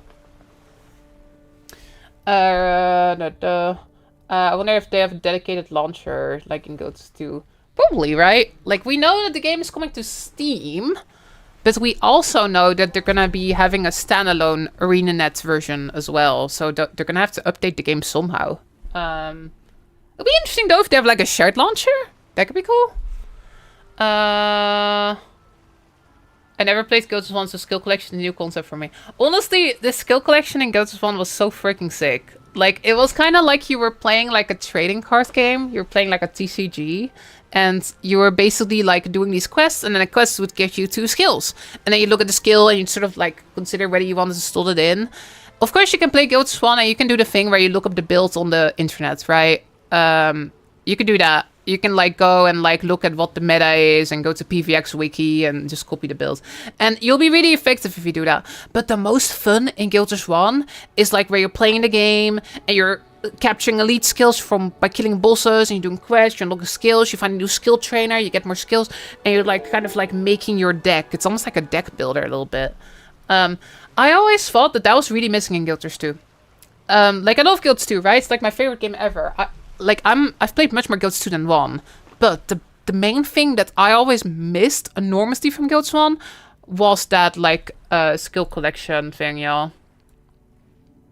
That was like genuinely like, I remember they tried at some points they tried to like bring that in. They tried to like, I guess, like do sort of a system in Guild Wars 2 for a while where you could like do stuff in the open world that would get you traits. So they were kind of experimenting with the concept of like signet of capture, right? Like unlocking skills, but then you would unlock traits. But nobody really liked it. It didn't really feel very, I guess, like you were actually like getting things that mattered, right? Because traits, you just don't feel those as much. You don't feel that nearly as much while you're like going through that. I guess Guild Wars 2 Masteries was the answer for lack of skill collection. Kind of, but I think still, like, this, in my opinion, I like the skill system in Guild Wars 1 more. Like, the fact that I'm, like, going around doing, like, skill collection and stuff. I really missed that in Guild Wars 2. So I'm glad that they specifically mentioned that here. To me, this looks like they're looking back at Guild Wars 1, looking back at something that works really well in that game, something that didn't really transfer over to Guild Wars 2. That looks like they're taking inspiration from in Guild Wars 3. So yeah, this line here just makes me happy. What about henchmen like in Guild Wars 1? That's a good question. That's a really good question. In Guild Wars 2, they were gonna have a system like that. In Guild Wars 2, originally, they pitched a system noticed the companion system. It was kind of like, you know, in Skyrim, you can like talk to, like there's certain NPCs and you can talk to them and then ask them to join you. So you can have like Lydia carry your burdens or whatever. So like, they were gonna have a system like that in Guilds 2 initially, where everybody would have sort of one henchman. And you could like customize your one henchman, so you didn't have a full party of henchmen, but everybody had one basically, and you would be able to bring that one with you, which I always thought sounded cool. But then that system did not make into the final game, right? It was something they talked about very early, but clearly got scrapped at some point. I think that could be cool to have in a game like this, especially if we're doing like smaller skill stuff. I think it could be cool to have sort of an NPC you can customize, like a henchman, like a hero, right? I think we need to have trust henchman system back. That I think it would be cool for sure, yeah. What about NPCs using same skills as real players like in Guild Wars 1? Oh, that would be cool. I always liked it about Guild Wars 1 quite a lot, how like the enemies mostly use the same skills and stuff. Which is interesting, by the way, y'all. They've been like balancing Guild Wars 1 again with Reforged. And they've been buffing a lot of like underused skills, but it's actually in some cases made the game harder because it's also buffed the skills that the enemy use, right? So like there's enemies that have certain builds that were kind of bad and they've been buffed. So like certain like mobs are like harder now. Oh my gosh. What I liked about Henchmen Heroes is that you can have a group of mixed players and Heroes Henchmen. It wasn't only players and only NPC Henchmen. You can mix both. I agree. Like, so if you were just like doing 8-man content with your 4 friends, you could just have half the party be henchmen, right? I always thought that was great too. I think that would be cool in Guild Wars 3 for sure. That would be awesome. Alright, so I'm going way off topic already, aren't I? It was a good blog post though, oh my gosh. Part of me is thinking I may need to make a video about this. I guess this is kind of a video about this? Kind of? But it's like it's a stream, right? It will show up on YouTube in the live tab. Look, if you go to my YouTube, this will not show up as a video. Yo, for all the YouTube viewers that are here, you should know about this tab. There's a tab over here, like live. And there it also shows the one from a couple days ago. Let's check out the Guild Wars 3 lore news. And now this one's gonna be there reading new Guild Wars 3 philosophy blog post. Yeah, what's up YouTube? Oh my gosh. You can do some lights editing and do a video. Yeah, maybe. I already got a video making though. I spent a bunch of time yesterday like recording and editing a new video that I've got coming up. That's like a properly edited video, right? That's not like a live one. Maybe I'll just keep it here. Maybe I'll just keep it on the live tab, and then you'll get the actual proper video like sometime this week. Honestly, I think for the most part we didn't learn that much. I think maybe the big things are that they very explicitly mentioned expansions, which I'm very happy about. I thought I was gonna go there. Hey YouTube, you should read now about this tab, and then she just shows Twitch. No. No, you should know about the live tab. I don't stream her that often. I just stream her when there's news. The other streams are all only on Twitch. But it's cool, like getting the YouTube viewers involved, right? I think a lot of people had this in mind from day one. Yeah, so again, the big things they mentioned is they very explicitly mentioned selling expansions in the future, which I guess doesn't mean immediately 100% confirmation, but that seems to be the plan, right? That seems to be their plan moving into monetizing this game. The plan seems to be that they will sell as expansions down the line, which I am excited about. I like the idea of that. I think it works really well in Guild Wars 2. Guild Wars 2 took a while to get to that point where they were doing expansion, so I'm glad that they seem to be thinking about it from the start. I would honestly like expansion every like 2 years would be kind of awesome, I think. Or they could do the yearly expansion thing too, but yeah, we'll see exactly what they plan to do there. But sounds like that's the plan at least. I think that's pretty big. I think the other big thing is just confirmation that like all of these Guilds 2 philosophies are going to carry over. Respecting your time, no pay to win, no subscription fee, no paid battle pass, all of that stuff, that is here. And then the other big thing is the scale, which again, I've put it in a neat graph for all of you. If we have a spectrum of Guild Wars 1 being fully instanced and Guild Wars 2 being massive group content, then Guild Wars 3 sits in the middle. And I imagine that if you go to Reddit right now, there are a bunch of people gonna say, actually, Guild Wars 3 is exactly like Guild Wars 1, it's fully instanced, but they said that it's not. They said it's in the middle. So I assume, they didn't give us details, but I assume what that means is like, it's an MMO, but it's less focused on massive group content with 50 people at the same time. Smaller scale, but still, like they say, it fits the definition of MMORPG significantly better than Guild Wars 1. That's what I think it means. But yeah, we know it's in the middle somewhere. That's what we know. I think Redo's pretty happy knowing it's not the same. Yeah, like, that's true. Like, again, they explicitly confirmed, yes, they're not doing massive group stuff like in Guild Wars 2. But they also explicitly confirmed it's not the same as Guild Wars 1 and it's significantly more MMO than Guild Wars 1. So they confirmed it is not Guild Wars 1, it is not MMO Light, but they also confirmed it's not massive groups. I'm repeating myself. It's in the middle. What exactly does that mean? Hopefully we'll find out soon. Hopefully. Jack Jake wrote, I wonder if that means no raids. I actually don't think that's necessarily what that means. Because, like, raids isn't, like, massive group content, right? Raids isn't, like, 50 people. I don't know if they will do raids, though. Like, Guild Wars 2 only got raids, like, oh my gosh, how long did it take them? Like, 3 years in after launch. Again, I very much expect Guild Wars 3 to be its own thing, and I don't expect it to carry over every single game mode from Guild Wars 2 immediately, right? So, who knows? But, I know, I think that if you want to, like, make a game that a lot of people like, you gotta have something that's, like, that fits the people that really want to try out your game too, right? Whether it's raids, whether it's, like, a challenge dungeon or whatever, but they gotta have some challenging things, I think, because people like that stuff. But will it be exactly raids? I have no idea. But I think it might still happen, though. But I think the big thing that they mention is because there's no massive groups, I think that means no convergences, right? You know, like when you have, like, basically the 50-man convergence content in Guild Wars 2, Dragonstorm, stuff like that.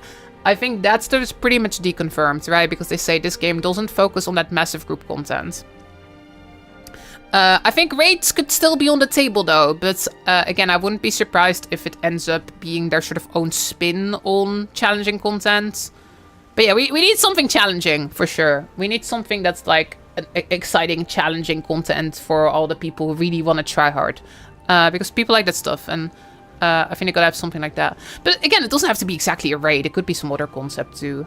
I'll be very surprised if there's no dungeon raid equivalent thing. Yeah, I think that pretty much has to be there. Same with PvP. I actually talked about this a bunch in my video I recorded yesterday, but I think there has to be some type of PvP.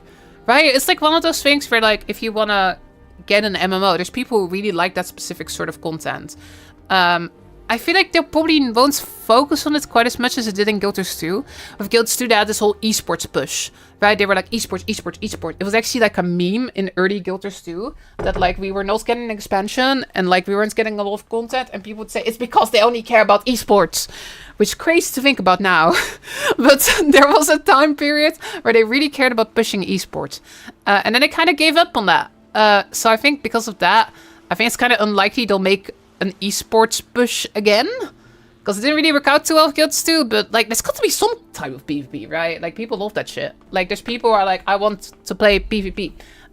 So I think they at least have to have something PvP-wise. Again, will they quite try to make it an esport?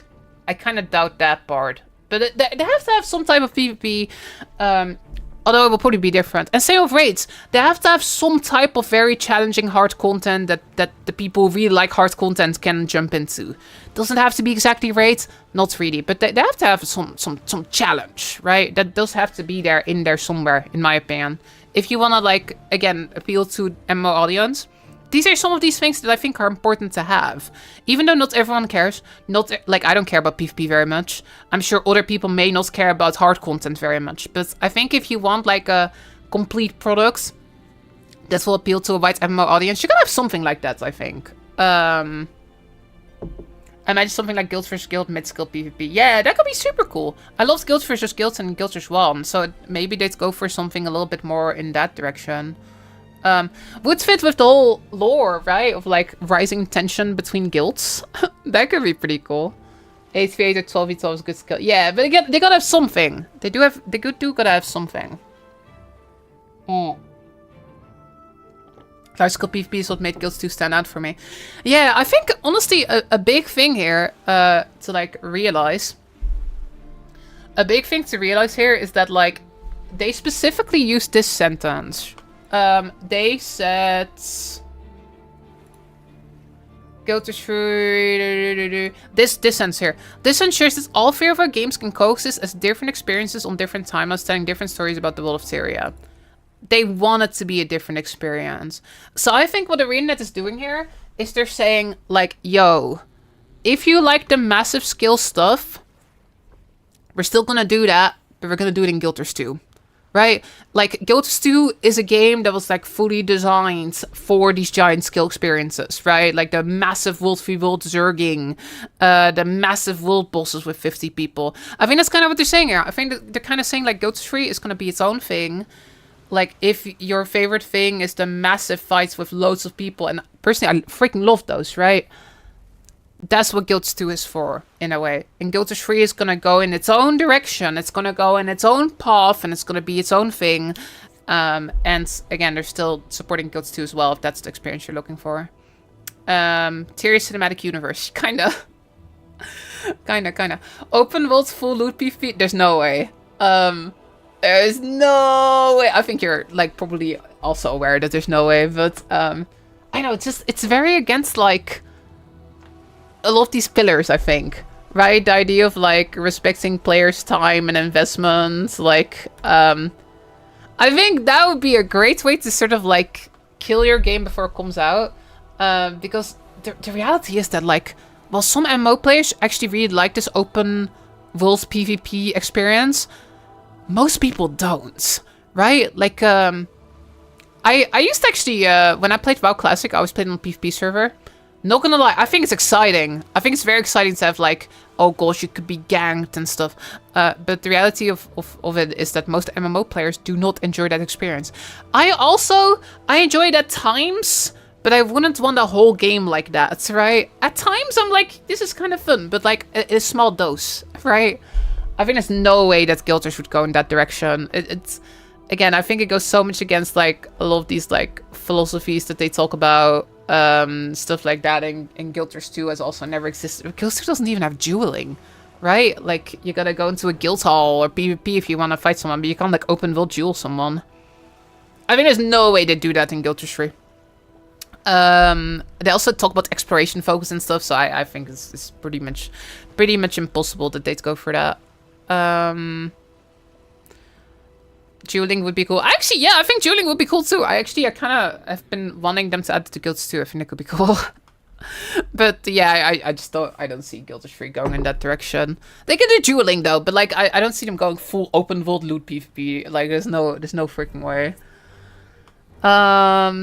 Honestly, one of the main reasons I like Guild Wars 2 is it feels more a cooperative game, even open world complete strangers with reviving and so. Yeah, again, the game is sort of designed to encourage you to play together, right? The game is designed in such a way that like you want to get in there, and if somebody else shows up, they're not gonna steal your loot, but like you're sort of encouraged to like play together and you get rewarded for doing stuff together.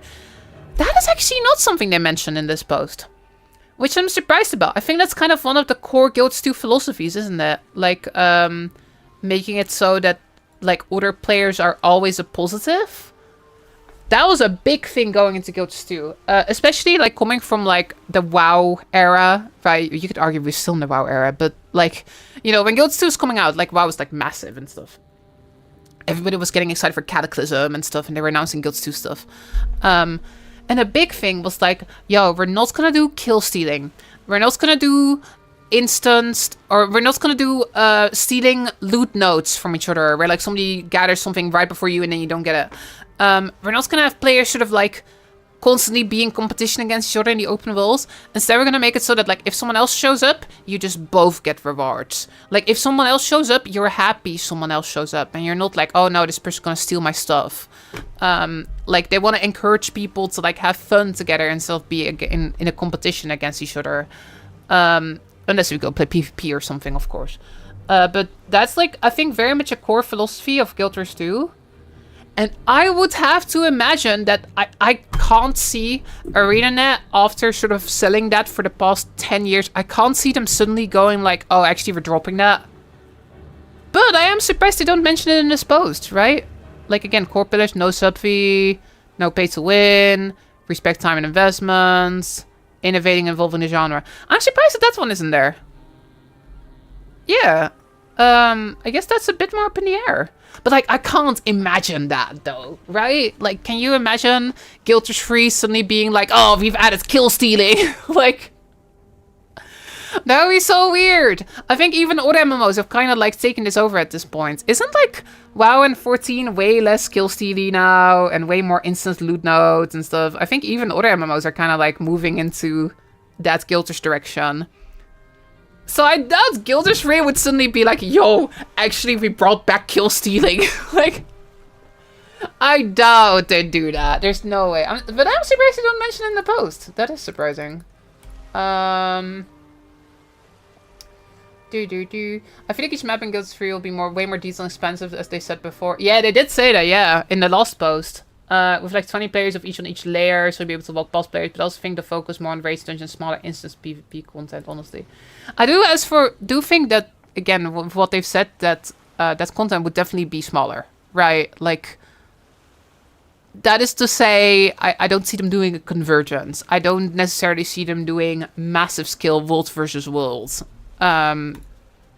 yeah, I agree. But again, like, I think I could do like 10-man raids or whatever. I think that still fits this spot in the spectrum, right? Bullen wrote, I'm concerned how much of an MMO Guild 3 will feel like.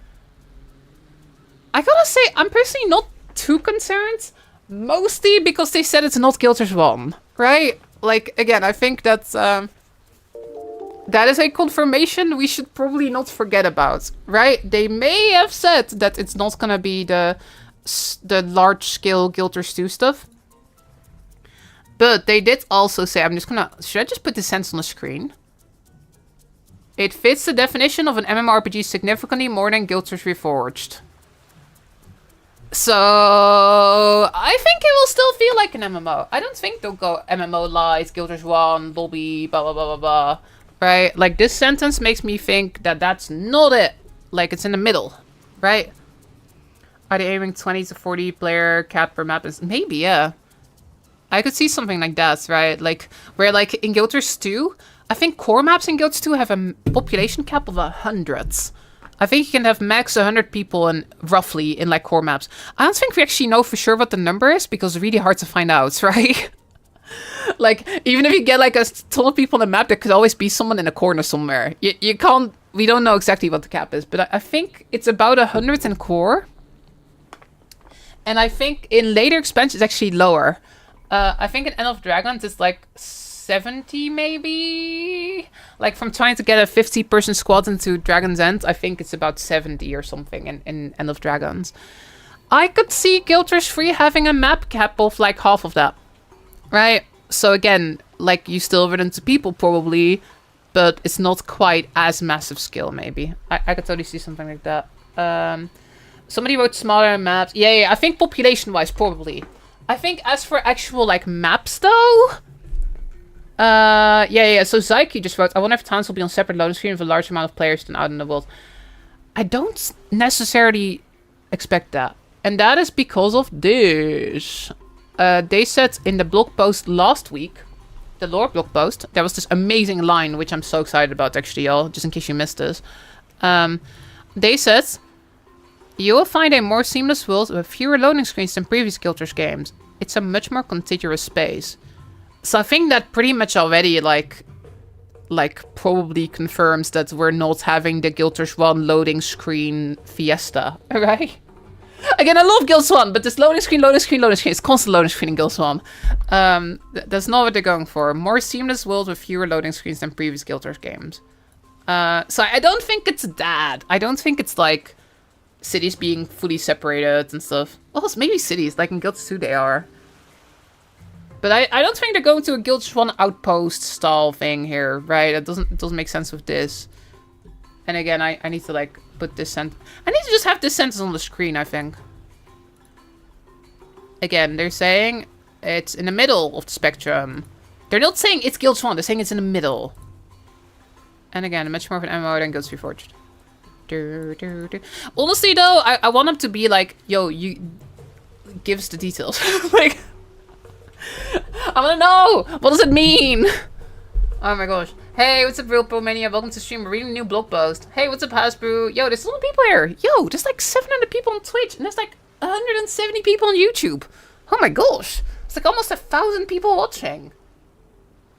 This is kind of wild, y'all. Like, I sometimes I see the large view counts when there's like Twitch drops, right? Like but that's when people get stuff for free. And that's like, that's also like, a lot of people have the stream muted, but holy shit, there's so many people. I usually get like a third of this many people. Thank you all for being here. Everybody's excited about Guild 3, aren't they? I wonder if they're gonna get rid of waypoints or not as many. Me too, actually. Me too. I do think probably not as many, if they are there. Because like, you remember Guild 2 launch? Waypoints were freaking everywhere. But then we went into Path of Fire where people had mounts. And then there were way less waypoints, right? Like way bigger maps. And they were like, you can use the mounts to get around. So you don't need a waypoint literally every 5 meters anymore. But this time, there are going to be mounts from the start. So I think if there's waypoints, there probably won't be as many.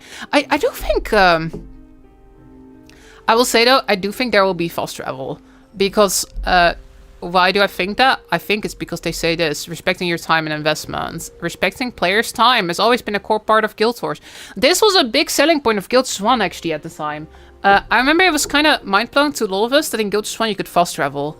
Because at the time, the other big MMO was WoW and like EverQuest, right? That meant getting on a boat, walking halfway across the world to get somewhere. We are getting stuff for free. That's true. About Guild Wars and cozy vibes. Although, like people do have to watch ads sometimes, unfortunately. I'm sorry about that. Yo, thank you for the Vista Wolves here. I really appreciate that. But yeah, like again, that was a big thing in Guild Wars 1. It was like, yeah, like you can fast travel. If you want to do the mission, you don't have to like spend an hour walking there. Like nowadays, fast travel is pretty standard in MMOs and games in general, right? But back then, it was a big deal in Guild Wars 1. It was like, you don't have to walk halfway across the world like in WoW Classic. At the time, it was just WoW, I guess. So I think the fact that they're saying respecting players' time and stuff, I doubt they would go no fast travel. I doubt they'd go, you have to walk everywhere. Although, not gonna lie, I might actually like that. I don't think they should do it though. You know, this is like one of those things where I'm like, oh, Lara likes this on a personal level, but also it would probably be a bad idea that a lot of people would hate, right? Like I'm self-aware about this, but I kind of like the immersion of walking everywhere. I kind of like when I play WoW Classic how it's like the world feels massive and I have to like walk everywhere and like I really get immersed and stuff. I kind of like that shit, but also I stream MMOs for a living, so like I have a lot of time, right? That kind of gameplay kind of sucks if you only have 30 minutes to play, right? Where you're like, I just want to do the dungeon, but you gotta walk halfway across the Azeroth first. So yeah, they probably shouldn't do that. Even though I personally, on a personal level, kind of like that idea. But again, if they want to respect players' time, they gotta do fast travel, right? They have to. It's been there since Guild 1, it was in Guild 2, it's got to be here, I think. It would be very weird if it's not. We can climb mountains now from the trailer. Yeah, the wall running in the trailer. Hold on, I think if movement is such a big deal and they make fun of mountain gliders and wall running, it could be fine without waypoints. Yeah, I guess that's true. Like, if it's like really fun to traverse. I don't know, I think they'll still do waypoints, to be honest. I think they'll do it.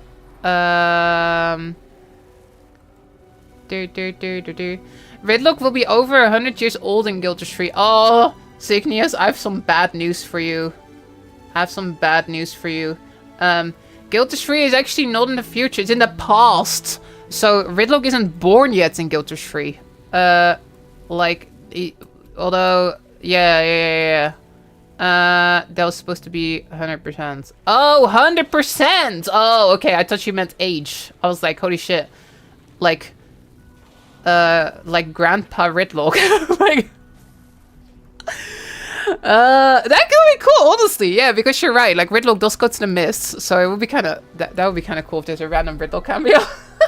I mean, they have to be careful not to make stuff tacky though. But yeah, they could do cool crossover stuff, right? They could have like interesting stuff happen and like have like connections between the games. But it's like really far in the past. Like it's over 1,000 years in the past, right? So like.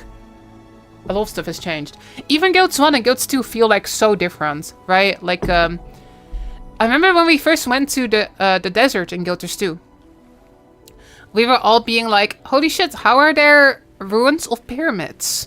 That doesn't make any freaking sense. There were no pyramids in Guild 1, so why are there ruined pyramids now? And then it turned out the lore was like, the pyramids were built in between, and it's 250 years, so they've fallen into ruin since then. So they're kind of new pyramids, but they're already a ruin, basically. So there's already a lot of differences between Guilds 1 and Guilds 2, and that's only 250 years.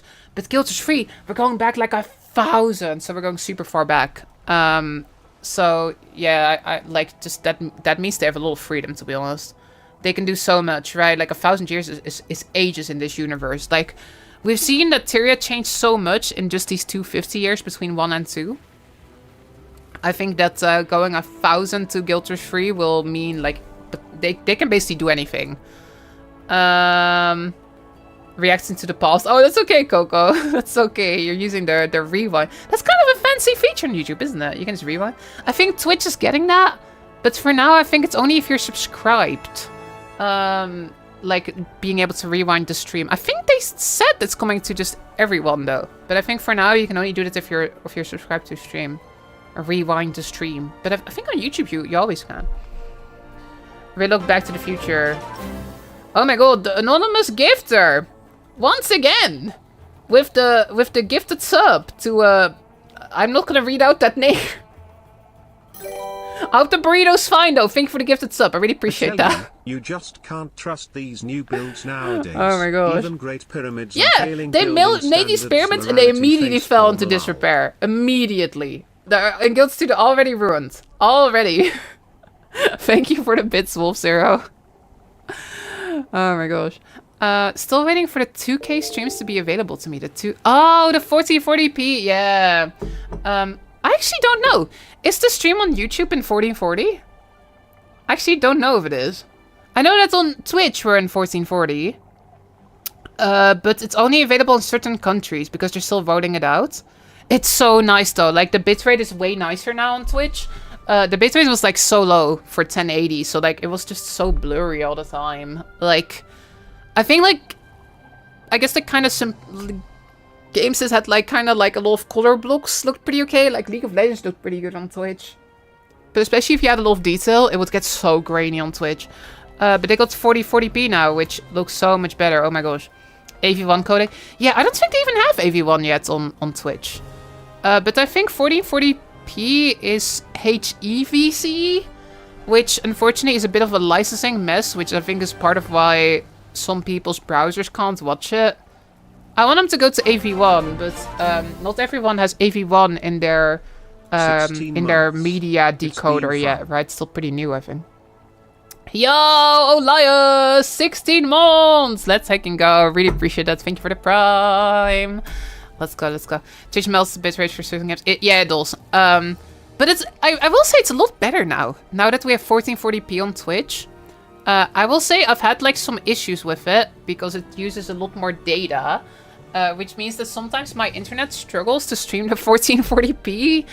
And I sometimes drop frames. But today it seems fine. Today it's totally okay. And we're streaming to YouTube as well. So it seems pretty stable today. Knock on wood. Oh my gosh. Please don't crash. But I think it's worth it because I think 1440p looks so much better. But again, I don't think they've rolled it out in all countries yet. So hopefully soon. Hopefully soon, because I think it looks so much better. Oh my god. Knights Hannibal wrote, as a YouTube Prime subscriber, just learning that you call streams on YouTube's wonderful news. Let's go. I will say, I'm not fully dual streaming to YouTube yet. For now, I've kind of had the... It's an experiment for me a little bit, right? Because I'm scared of just... I stream on Twitch almost every day. So I'm a little scared of, like, flooding my YouTube subscribers' sub feed with all my streams.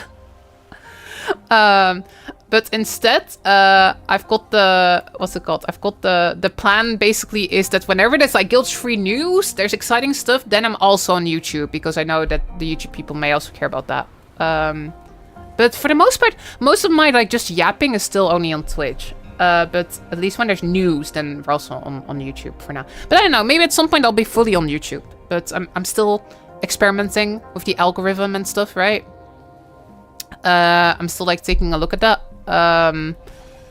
Like, I saw comments from, like, one person the other day who was like, streams on YouTube? No thanks. And then I'm like, oh shit, am I spamming this person's, like, sub feed? I kind of don't want to do that. But then also, like, I know a bunch of you do like it when I stream on YouTube. So, I don't know. I'm still figuring it out.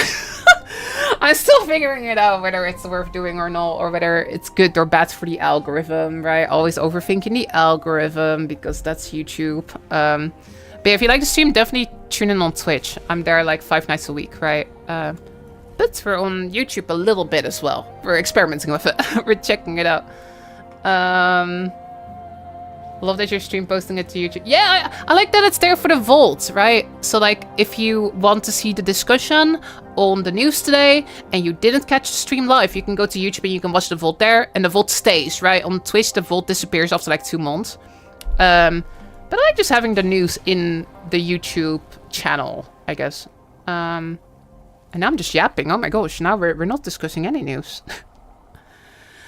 Hey, what's up, Donamico? Donamico, I'm not ignoring you. It's just there's a lot of people today, right? So it's easy for, like, it's pretty much impossible for me to reply to every message. I really appreciate y'all being in the chat, though. But yeah, there's just so many people. It's kind of impossible for me to acknowledge every single message you post. But I'm not ignoring you, though. I'm reading what you're typing. Anything to yap about? Yeah, there's a new blog post on guildsfree.com. We just went basically over it, but you should go to guildsfree.com and you should take a look at it because it's pretty hype, actually. Hold on, let me scroll. The votes are forever. Yeah, I wish Twitch would have that. That'd be great. Just having your votes for... It's so much data, though. I gotta say, I don't fully understand how YouTube is able to do that.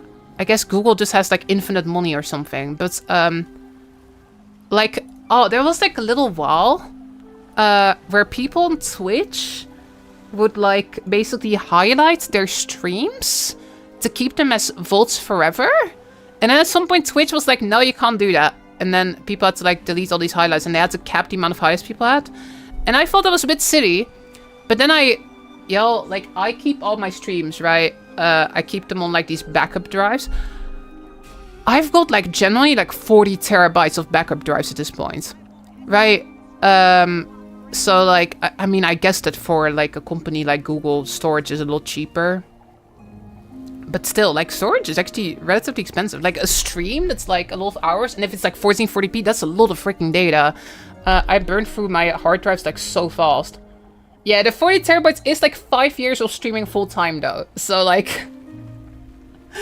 like, it's kind of adds up. But yeah, like, streams are a lot of data, so I'm amazed how YouTube is able to just keep the vaults forever. Twitch doesn't do that. Twitch, like, after 2 months is gone.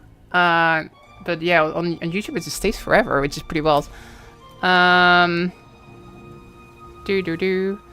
several 100,000 streams. Yeah, exactly. But then again, they're a massive company, right? Like Amazon, I assume they have infinite money basically as well. But still, I'm amazed that YouTube does that. I guess they are good at it. You're right. 40 terabyte is a lot of yapping. Yeah. So the other day, I was setting up captioning on Twitch because I was made aware that that's a thing now. So we have live captions on Twitch now, which is great for accessibility, right? I was setting it up, and like apparently the captioning service I use means that all of my yapping goes through the Google server and then Google generates the captions. And for a bit I was like, oh, do I want Google to have like all this data? But then I realized they already have that. Like, there's already like 1 million hours of me yapping on YouTube and Twitch, right? Like, yeah, I think if I'm gonna care about the privacy of my voice, I think it's too late. I think it's too late for that. Oh no. Yeah, no. It's out there. It's never going away. Does incohesive rambling really count as data? I think so. I think so. Amiloka wrote in the YouTube chat, when Guild Wars 3 possible release? That is a great question. So they said beta fall next year. That's what they said, right? And I will say, I remember when Guild Wars 2 was announced. And they said beta in 2008. And then the beta was actually in 2012. I don't think it'll be quite like that. But like part of me is like, I guess kind of bracing for the possibility that it might be later. Because I remember this happening when Guild 2 first got announced.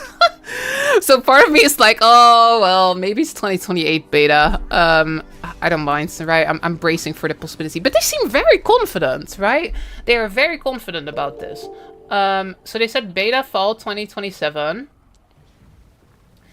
So if you imagine, I think with Guild Wars 2, it was like April to August, right? So it was like 4 months from like beta to launch with Guild Wars 2. So if we sort of follow that idea, I think maybe half a year after beta might be like a decent guess for a launch. So that makes me think maybe spring, summer 2028 for a launch for Guild Wars 3. That's my current guess.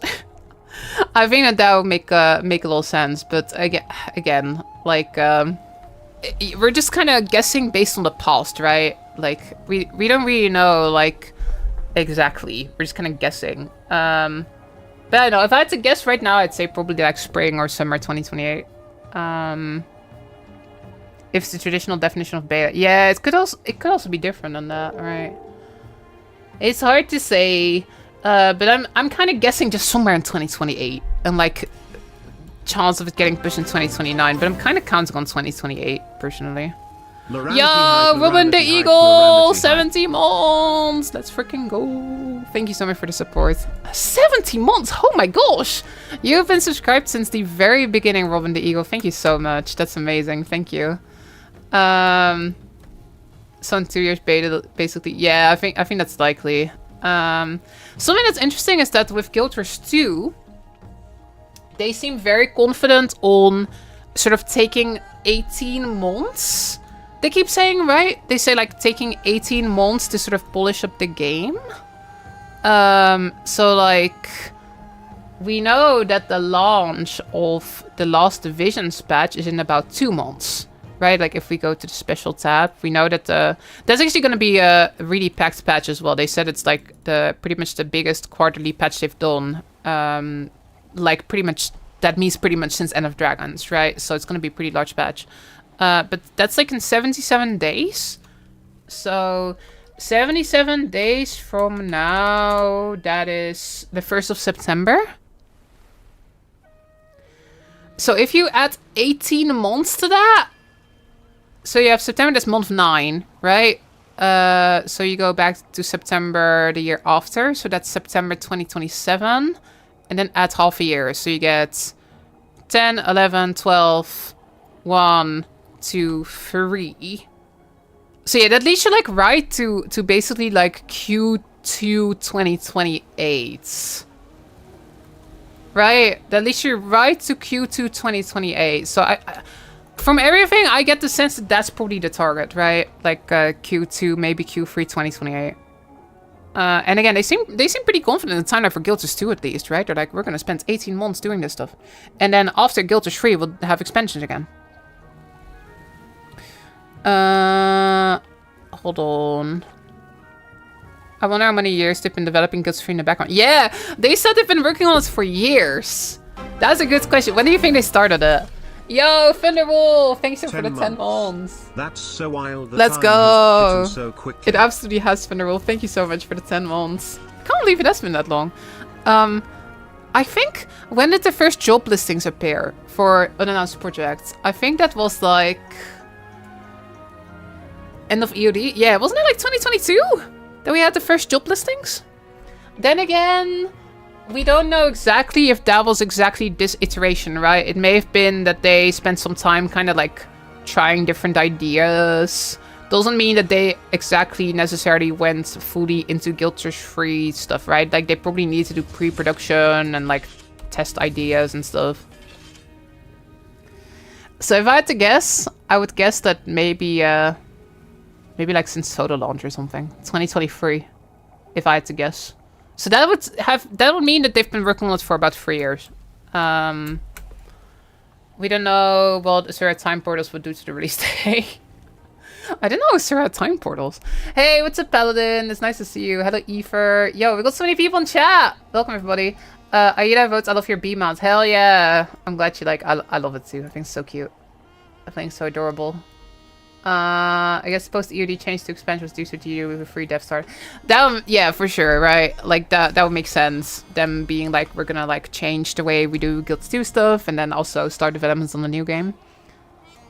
But yeah, I talk about this a bunch in my video that's coming later this week. But I think to me, the sort of like, I have a lot of faith specifically because they mentioned specifically that, you know, they've been working on Guild 3 for years already. So again, we don't know exactly since when, but like, I think it's that means that they developed Visions of Eternity while also doing Guild 3 developments. And I think Visions of Eternity is a really good expansion. I think that Soto has a bunch of issues. I think Jennifer Vault also has several issues. But I still really enjoyed both those expansions for their own way, right? But I think Visions is actually a terrific expansion. I think they really sort of iterated on like the formula, and I think Visions has been really awesome. So the fact that like they made Visions at the same time as making Guild 3 gives me a bunch of faith that they actually may be able to pull this off. And yeah, I actually, like, for me, like, the thing is, like, every expansion has, like, something I quite like about it. I think core Soto is really good, like, launch Soto. I think my main issue was with the patches, but in those patches, they did have Legendary Ceres, which is, like, my favorite boss in the whole game, and I had, like, months of fun fighting that boss. Like, I basically spent, like, 3 months of my life doing Ceres every day. So, again, I think there's shit in Soto I quite like. And then Jennifer Wild, I think that the first map, I think Lowland Shore, is one of the best maps they have ever done. I think Lowland Shore is so good. Unfortunately, I think the other maps don't quite hit that bar, especially the patch maps. Although I like Mistburnt, and I do like Sintry, but I think that Lowland Shore is like peak, right? I don't think the other ones like are quite up to that same standard. But still, I like most of these maps. I wasn't really into Bava and Nisos, unfortunately. I like player housing. I thought that was an awesome feature. I really like the rock claw that they added. Rock claw is kind of awesome. I know, I'm still actually... I'm a bit of a Jennifer Waltz fan, I think. For me, it is still, like, up there, even if, like, it wasn't completely even, right? Like, the quality was a little uneven. But there were some proper highlights in here. I think that the Jennifer Waltz raids... I don't like Greer very much, but I think Decima and Ura are among the best bosses they've ever done as well. I think those bosses are actually really, really well designed. Particularly Decima, I think, is really good. I really like the spear weapons. I think the spears were much better than the soda weapons. So, yeah, I'm not even a Jennifer hater as much. But I think Visions in particular kind of took some of those pain points and made it better. I think so far Visions has been very even in quality. I think the patch map is right up there with the launch maps, right? Like, I think on the other expansion you kind of felt like the launch maps, and then that was like a quality drop-off going into the patches. But not with this map. I think Eternity's Garden is genuinely a terrific map with a really fun meta event and like fun jumping puzzle and like all that stuff. I really like this map. So, and also like launch was really good in my opinion. I was going for the different legendaries. I loved that the legendaries were there from day one. I think both maps are amazing. Like in Jennifer, I thought the first map was amazing. The second map was okay. right? But in Visions, I think both maps are amazing. And then I think the third one's pretty amazing too. It's just a little bit less content, right? It's like not quite as dense as the other ones, but it's still awesome in my opinion. So in my opinion, Visions is the best one so far. Like it just like smoothed out a lot of those pain points. Although I could go on a whole ramble about how I think the rewards were better in Gen 4 World. Not as much legendary wise, but like just the reward structure with the metas and like the rune stones and getting currency from hearts. I think Gen 4 Worlds felt more satisfying reward wise. I don't like the mirrors that much. I think the mirrors are kind of like messing with the rest of the content feeding good.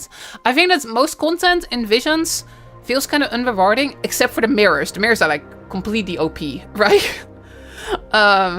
The rewards are kind of weird, but apart from that, I think it's absolutely terrific expansion. So they made that while also doing Guild is free, so that gives me a bunch of faith. And again, I enjoyed Gen Fair and Soda as well, but Visions is my favorite.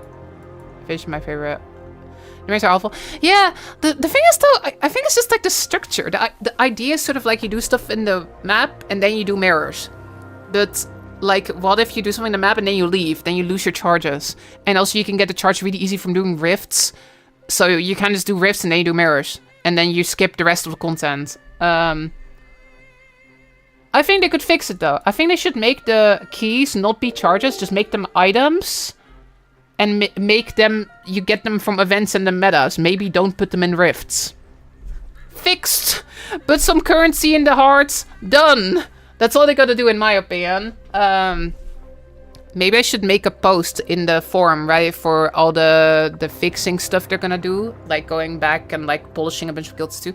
Maybe I should make a post about how they should just fix that. Just fix this, LOL. Armchair developer right here. You gotta do it this way. No, but yeah, I don't know. I don't like the mirrors. I think it was better in Gen Fair, but apart from that, I think Visions has been amazing. GPO, do they still have the difficult tier 1 pineapple show rift? They do. The rifts is so hard in like in this map. The rifts are pretty easy in Shipwreck, but Starlight rifts are really hard because you have to defend, right? And the defending is way harder. But yeah, they're really chill in Shipwreck, so I just do them in Shipwreck. I just don't do them in Starlet. At least let me get an amalgamated gemstone. Yeah! Like, why is there no amalgamated gemstone in the Hero's Choice chest? I guess because you don't need them for anything in this expansion. But still, like, give us some gold reward. The metas don't feel as rewarding enough. And then the mirrors are just amazingly rewarding, right? Maybe take some of the rewards from the mirrors and just put them in the meta instead. Maybe that's better. Okay, but we're going very off topic. We're going so off topic! Oh my god. We're going so off topic. Hey, what's up, Naruto? Naruto wrote, just saw the news, kind of sad they're leaving meta events behind, but I get it. Looking forward to see what new open world content looks like. Yeah, I think because I love large-scale meta events too. It feels so epic, right? I think it's one of the large selling points Guilds 2 has. But I think I would be more upset about it if, like, they were dropping Guild Wars 2. Right? The fact that Guild Wars 2 is gonna keep going means that I will keep getting my large-scale content in Guild Wars 2, and I'll just keep playing Guilds 2.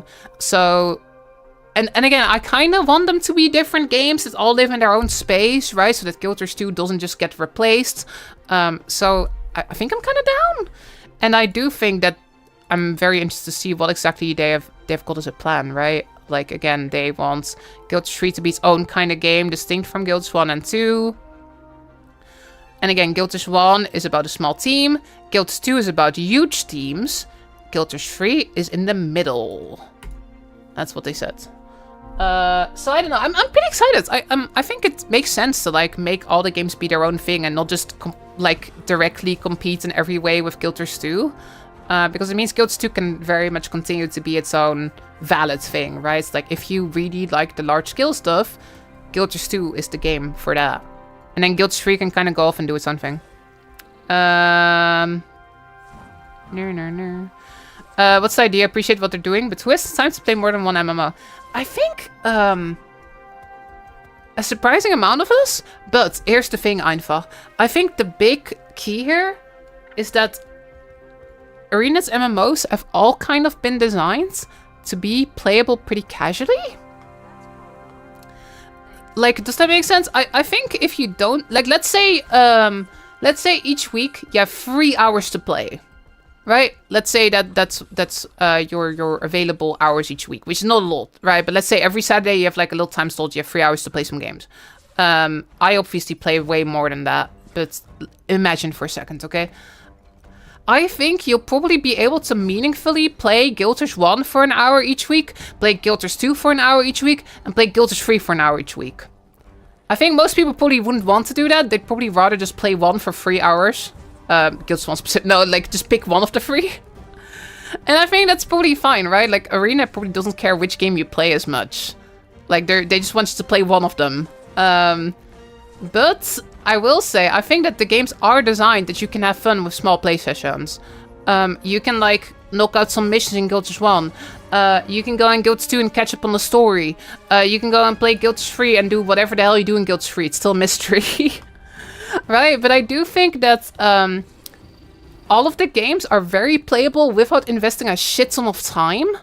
Right? It depends on what you want to do, right? If you want to be, you want to get every legendary, then you're going to play a shit ton of Guild Wars 2. But if you're just playing the story, right? You're just kind of playing open world. You don't have to invest that much time to have a good time in Guild Wars 2. And they specifically talk about how that's the plan for Guild Wars 3 as well.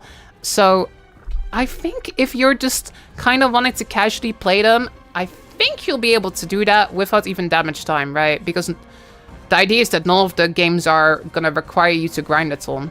But of course, if you want, then you're gonna have to spend some more time. But it's like optional grinds, right? It's like you can grind if you want to, and if you've got the time, but you don't really have to. So you know what I think will happen? I think there will be many players, and they're like, yo, Guild Wars 2, that's my home. I get legendaries. I play the game a million hours a day. I'm almost full legendary. I'm completing my homesteads. I'm getting all the achievements, right? I think many of those players will probably continue doing that in Guild Wars 2. And then they'll just log in every once in a while to Guild Wars 3 and they'll do the story, right? And they'll just play a little bit and log off. I think there will be many players who will have sort of one home and then they'll sort of casually play other games, right? I think this already happens. I think there's a lot of Guild Wars 2 players who casually play Guild Wars 1. And I think that it'll probably be a similar thing here. But I think as far as ArenaNet is concerned, they don't really care if you play them all, right? They just want you in the ecosystem, probably. They just want you playing a Guild Wars game. Right? So, like, if you play them all, if you play just one of them, I don't think they mind that much. They also mention it here specifically, right? Reforged. Here they say, like, that moment matters because plus playing control. Our goals for players to feel like their time in the game is something they choose, not something they owe. Want to take a break and go play other games? Great, go for it. We would recommend trying out Guild Wars Reforged and Guild Wars 2. We hear they're awesome. Ready to come back when Guild Wars 3 expansion comes out? Wonderful, we'll be here waiting for you. So I think that's kind of the key here, right? I don't think they expect... Like, I see this in YouTube comments a lot, actually. I see people being like, oh my god, I don't have time to play free MMO super hardcore. But I don't think you have to play them super hardcore. I think, like, you'll totally be able to have a decent experience even if you play them pretty casually. And I think a lot of people do it. I think a lot of people will pick one game, they're gonna go hardcore, and then the other ones, they just log in pretty casually. And maybe you're super hardcore in Guild Wars 3, and you play Guild Wars 2 casually. Maybe you're super hardcore in Guild Wars 1, and you play Guild Wars 2 casually, right?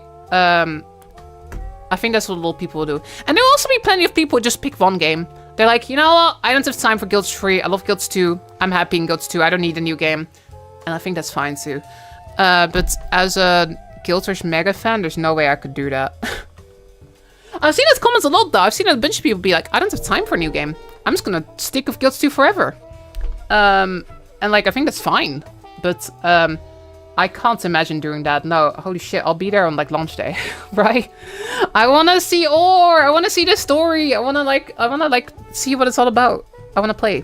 But I think there would probably be a lot of people just stick to like their favorite. Hey, what's up, Sam? Is there a new blog post? There is a new blog post. I was actually amazed. I didn't even like put it in my stream title on Twitch because I just didn't realize. I was like, if there's a blog post, it will maybe be on Thursday, like a week after the last one. But there was one today. kind of out of nowhere, just like bam, there was a blog post. It's a good blog post actually. How about Two Roads? I don't have a PC for a new game. Yeah, I think a lot of people are in that spot. I will say though, I don't think Guild 3 will have crazy system requirements. On Steam they had like a list, right? On Steam they said, if you scroll down here, they say minimum requirements RTX 2060. I think that will still mean a bunch of people have to upgrade. Because a lot of us in Guild Wars 2, right? Guild Wars 2 doesn't have high system requirements. A lot of us play on ancient computers, right? I used to play Guild Wars 2 on a PC from 15 years ago. So I think there will be some people playing Guild Wars 2 who are still on Windows 7. Don't do that. Actually, it's actually very dangerous. It's not getting updated anymore. But I think there's some people who are playing on like a GTX 460 like I was at launch, right? But I think as far as requirements are concerned, I do think a 2060 is fortunately not that crazy. Some people are still gonna have to upgrade. If you have a truly ancient PC, you will have to upgrade. But I think as far as graphics cards go, a 2060 is for like, when did this come out? 2018? It's like mid-range 8 years ago. So I think hopefully a lot of people will have this. Someone in YouTube chat wrote, I'm still working at 1080. I think you'll probably be fine with a 1080. Because I think a 1080 is stronger than a 2060, right? Like, it's higher tier. I think with a 1080 you'll probably be okay. Then again, I do think this stuff may still change. But I think if you have a 1080, I think you'll probably be able to play. Again, minimum spec though does mean you may not quite get buttery smooth frame rate. And you may have to turn down graphics and stuff, but I don't know. I think on a 1080 you'll probably be able to play. If I'm looking at this at least. This may still change, of course. Yo, Savant, thank you for the subscription as well. Let's go. Yo, just so you know, all the notification stuff are from Twitch. I don't have YouTube notifications. Maybe I'll get those at some point. That might be cool. It's worse. Thanks for the optimism. Is it though? Is a 2060 truly stronger than a 1080? I feel like it's not. Like a 1080 was like it's of course it's a generation older, but the 1080 is such a higher tier than a 60 though, right? I don't know. I'd have to look at benchmarks or something, but I feel like a 1080 will beat out a 2060. If I had to guess, I may be wrong about that. I feel like the 20 series wasn't that much of an uplift. I think the 30 series was, but I remember the 20 series being kind of so I doubt the 2060 would beat the 1080. My RTX 2070 will be holding on for dear life. Yeah. Danny wrote, I would love to upgrade my setup at some point, but yeah, it's crazy. Right now, it's like the worst time to upgrade. I really looked out, and I don't mean to make any of you jealous, but like I upgraded right before the Rampocalypse. I upgraded last year. So I timed it well. I remember being like, oh, maybe I should wait a little bit because the prices might go down. Like, I'm buying all this new hardware. It just came out, like scalpers. Oh no, it's like slightly more expensive than usual. And I remember being like, oh, maybe I should wait. And then I was like, no, I want a new PC. And then I didn't wait. And I'm so glad I didn't. Because if I were to build the same PC now, I have like 64 gigs of RAM in my PC. And it wasn't that crazy when I bought it. But if I were to buy that now, it's like, oh my god, I completely looked out. Holy shit. Yeah, it would be, I think like getting 64 gigs of DDR5 would be generally like 1,000 euros or something now, which is crazy. Larry, you're rich. I wish I was rich. I kind of looked out. I will say though, especially currently, I'm doing quite well. I'll be very transparent about that, y'all. Like, currently there are 1781 people subscribed on Twitch. People have been extremely generous to me with all the Guild 3 news, right? And there were a lot of people watching.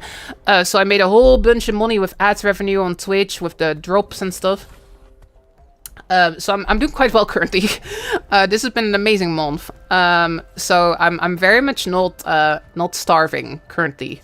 But I would absolutely not call myself rich. I live with my dad. Like, I know, I'm wanting to move though. I'm still like searching for an apartment, but I have honestly kind of not been looking the past couple of weeks because it's been so busy. But I'll get back to that at some point. But no, I do live with my dad. However, thanks to all of you wonderful people being subscribed and watching and stuff, I am actually like very much able to move out. And I've been like searching, right? I've been searching for a place in a city that's nice and affordable, which is impossible. Apparently, I've been searching for like a year. Housing crisis is out of control. But I'm doing pretty well currently. Thanks to all of you wonderful people that are subscribed. Yeah, like it's been really, really awesome. So I'm very much not starving. So thank you so much for all of that. Thank you for all of your support. Thank you for being here. Thank you for watching.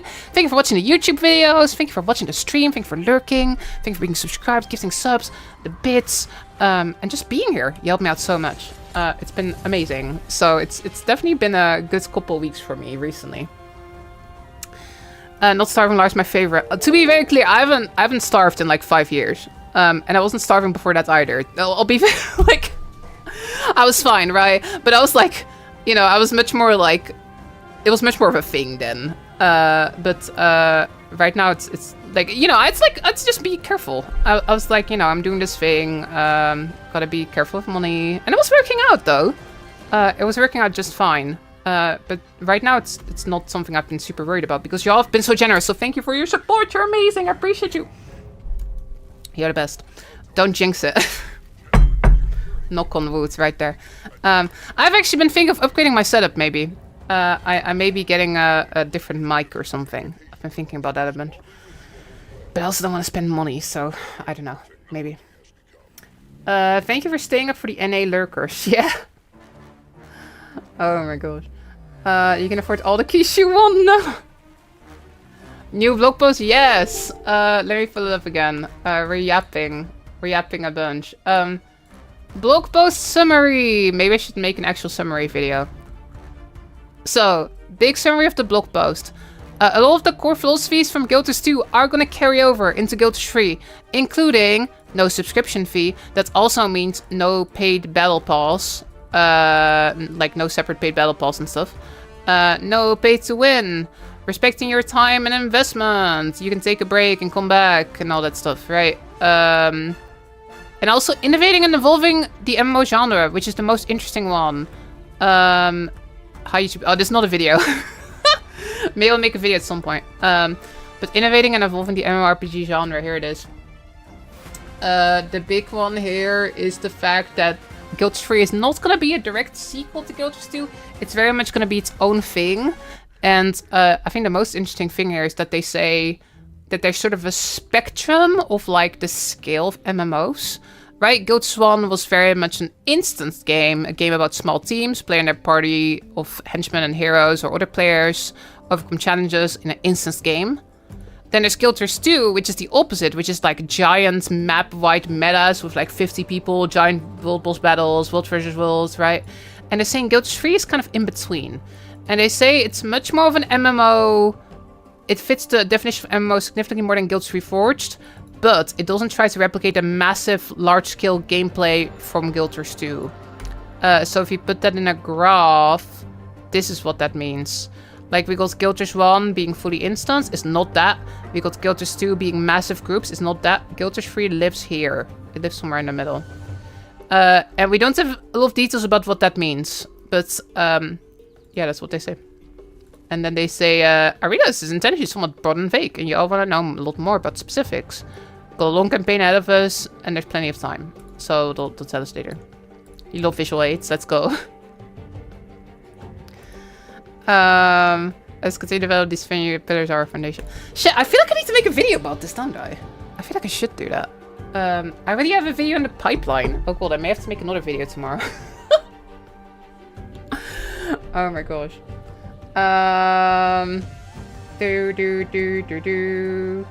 It means matchmaking. I don't think that's what it means, actually. Medium multiplayer online. No. Again, they say it fits the definition of MMORPG much more, right? Right, they say it like it fits the definition of MMORPG significantly more than Guild Wars Reforged. Again, we don't know exactly what that means, but I would be very, very surprised if that means you can't run into people in the open world. I think that's the thing people are scared about, right? I think people are scared about the idea of like, oh, what if like it's like Guild Wars 1 and you're in the open world and it's fully instanced and you don't run into anyone. But again, they're saying that it's not Guild Wars 1. They're saying it's in the middle. They're saying it's not this. I think a lot of people are assuming that, but like they said explicitly that it's not Guild Wars 1 and it's not Guild Wars 2, it's in the middle, right? That's what they're saying. I'm looking for a warrior with damage. Ba ba do do do do do do do do do do do do do do do do do. Let me skip this one. It's a good one, but it's a bit intense maybe. But yeah, it's gonna be in the middle, and they do say it's much more of an MMO than Guild Wars 1. So I think that probably means Guild Wars 2, but less focus on massive meta event content. That's pretty what I think that means. If ArenaNet keeps this new tempo, Lara will have to hire editors. True! I will have to hire editors. That would be awesome. Rules from roads. I love when children try to tell me how to do my job. Oh, shit. Are you dealing with something at your job right now? Hold on. If it doesn't focus heavily on massive battles, it might lend itself better to action combat with more precise timing and parry windows. That could be cool. That's what I'm thinking as well. That's what I'm thinking as well, Bull. Like, again, if they are moving into the direction of like what they said here, right? If they're saying like action RPG combat meets build making, I think that just inherently might not work as well if you have 50 people on the screen as well, right? At once. If you have like, let's say your combat is a bit more like New World or Elden Ring or Monster Hunter or whatever, then maybe that's 50 people all hitting the boss and trying to parry at the same time could be kind of strange. So I think it fits there, to be quite honest. I have to wait for details, but people easily forget the last part of the post feedback. That's also true. But yeah, my guess is that it's not instant, because again, I think a lot of people are sort of jumping to that. But again, they say that it's not Guild Wars 1. They say it's in the middle. It's more of an MMORPG. I need to keep putting this on the screen. People keep coming into the chat and being like, is it gonna be like Guild Wars 1? No, I don't think so. I don't think so. I think it's in the middle. That's where it is. That's where it is. I hope it's not similar to Fellowship matchmaking. I doubt that. When our Bo will play then, we'll be able to be pro aimer getting headshots. That would be cool. That would be pretty sick, actually. Bjorn wrote, they mentioned specifically that they wanted to call Guild Wars 1 a CO RPG. This was a line as to how an MMORPG is different from an instance-based experience. MMO Light, however you call it. It's supposed to say MMO experience right after, and this means it won't be Guild Wars 1. I agree it's going to be seamless open world, 30-40 people on the map chart. I think the same thing as you. I'm totally with you, Bjorn. I'm totally with you. I just think it will be like less massive group focus as Guild Wars 2. That's what I think. Hold on. All Guild 3 concept sounds like 10-25 people per layer. Exactly. That's what I think too. Hire Noxie as an editor. Noxie already has a job. Like, we'd be like absolutely burning out Noxie. Absolutely. Noxie would be great as an editor though. But no, Noxie's taken. I'm not gonna steal Mug's editor. That'd be crazy. Like...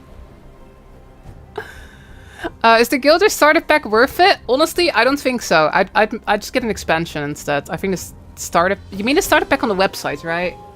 I feel like it doesn't really get you much. I'd just get an expansion if I were you instead of a starter pack. I do think this means no world bosses and no world for world, but that's what Guild 2 is going to be for. I think so too. I think they could still do world bosses though. But again, it will probably be smaller scale world bosses. I'm thinking it would be more like world boss with 10 people instead of world boss with 50 people. I feel like they could still do world bosses, but just again, it would be smaller scale, I think, probably. Oh, you're good, Chains. Oh, you're level 3. Yo, I hope you have an awesome time. I honestly, I would recommend just getting to 80, seeing if you like the game. And then if you like it, go get some expansions and stuff. Small scale world boss seem like fun. I actually agree. I actually think that that's usually some of the most fun I have in this game.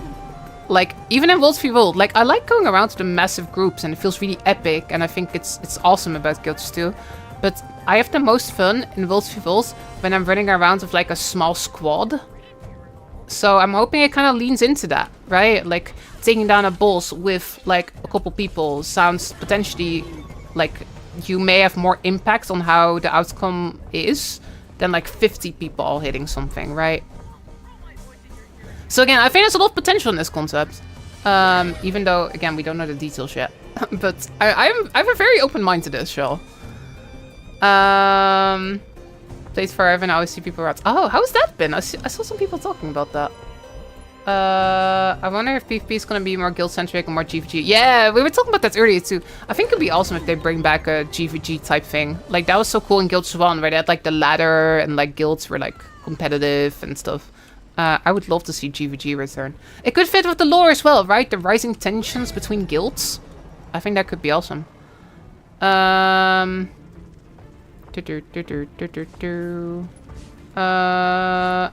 what's up, Whisker Bruce? Nice to see you. Let me scroll a little bit more. Point of Janfair on screen. Why is that bubble there while you're half the world away? Oh, the communicator? I don't really mind that too much. What is it even telling me about, though? There's no real menace on this map, right? Hey, what's up, Cecil? It's nice to see you.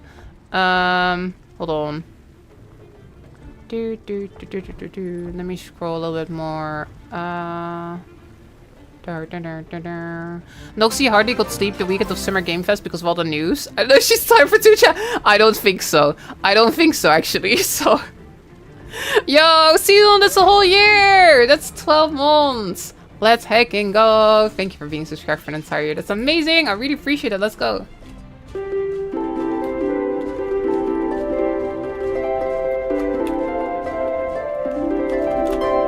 Let's go. I kind of messed up a little bit, but thank you for being subscribed for a whole year straight. That's amazing. I really appreciate that. See what Merc was playing yesterday. I didn't know, but somebody mentioned Merc started Warframe, which I'm excited about. I'm excited to watch those streams. That sounds like fun. But yeah, I don't know. Maybe one day it would be nice if I would have an editor. The thing is, though, I'm also like, I'm pretty like perfectionist with it, and I think finding somebody that like fully gets like Guild Wars and like fully knows like how to edit that stuff would be pretty hard.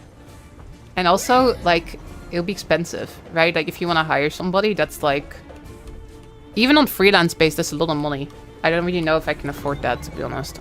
I don't know. Honestly, I don't mind editing my own videos that much, but maybe one day. Maybe one day could be cool. But part of me thinks that like actually I think I watched a Josh Strife Hayes video about this, like where he was talking about this, and he was like, it would take me so much time to basically describe to an editor exactly what I want, and then like, you know, have like revisions and stuff, that it would probably take me more time than just editing it myself. That's kind of how I feel too. And again, if you've got like an editor like Noxie who's like, you know, really like, I guess like really knows the game well, then I think that's not as much of a problem. But it's really hard to find someone like that, I think. And also like, I'm too much of a perfectionist. So I don't know. I think like for me it works better to edit it myself. I don't know, maybe I'll make a video about today's news. That might be kind of fun, like a little news roundup. I do actually have a video in the pipeline that's almost done, which is like sort of the community thoughts on the announcement, where I go over everybody's comments. Well, not everyone's. I got like 100 comments or something, but I go over like 20 out of 100 or something. And we sort of discuss the news in almost like a Q&A style. It's a fun video. It's actually almost done. I may push and see if I can get that done tonight. And then maybe have another news video later this week. Oh, it's gonna be busy as hell though, y'all. For everyone that just got here, next week is actually potentially gonna be pretty wild for me. I have some friends who are visiting the Netherlands, and I'm like gonna tour guide them. So I will be like traveling a bunch. I will actually likely not be streaming on Tuesday and Wednesday because I'm gonna be on a little trip showing my friends around.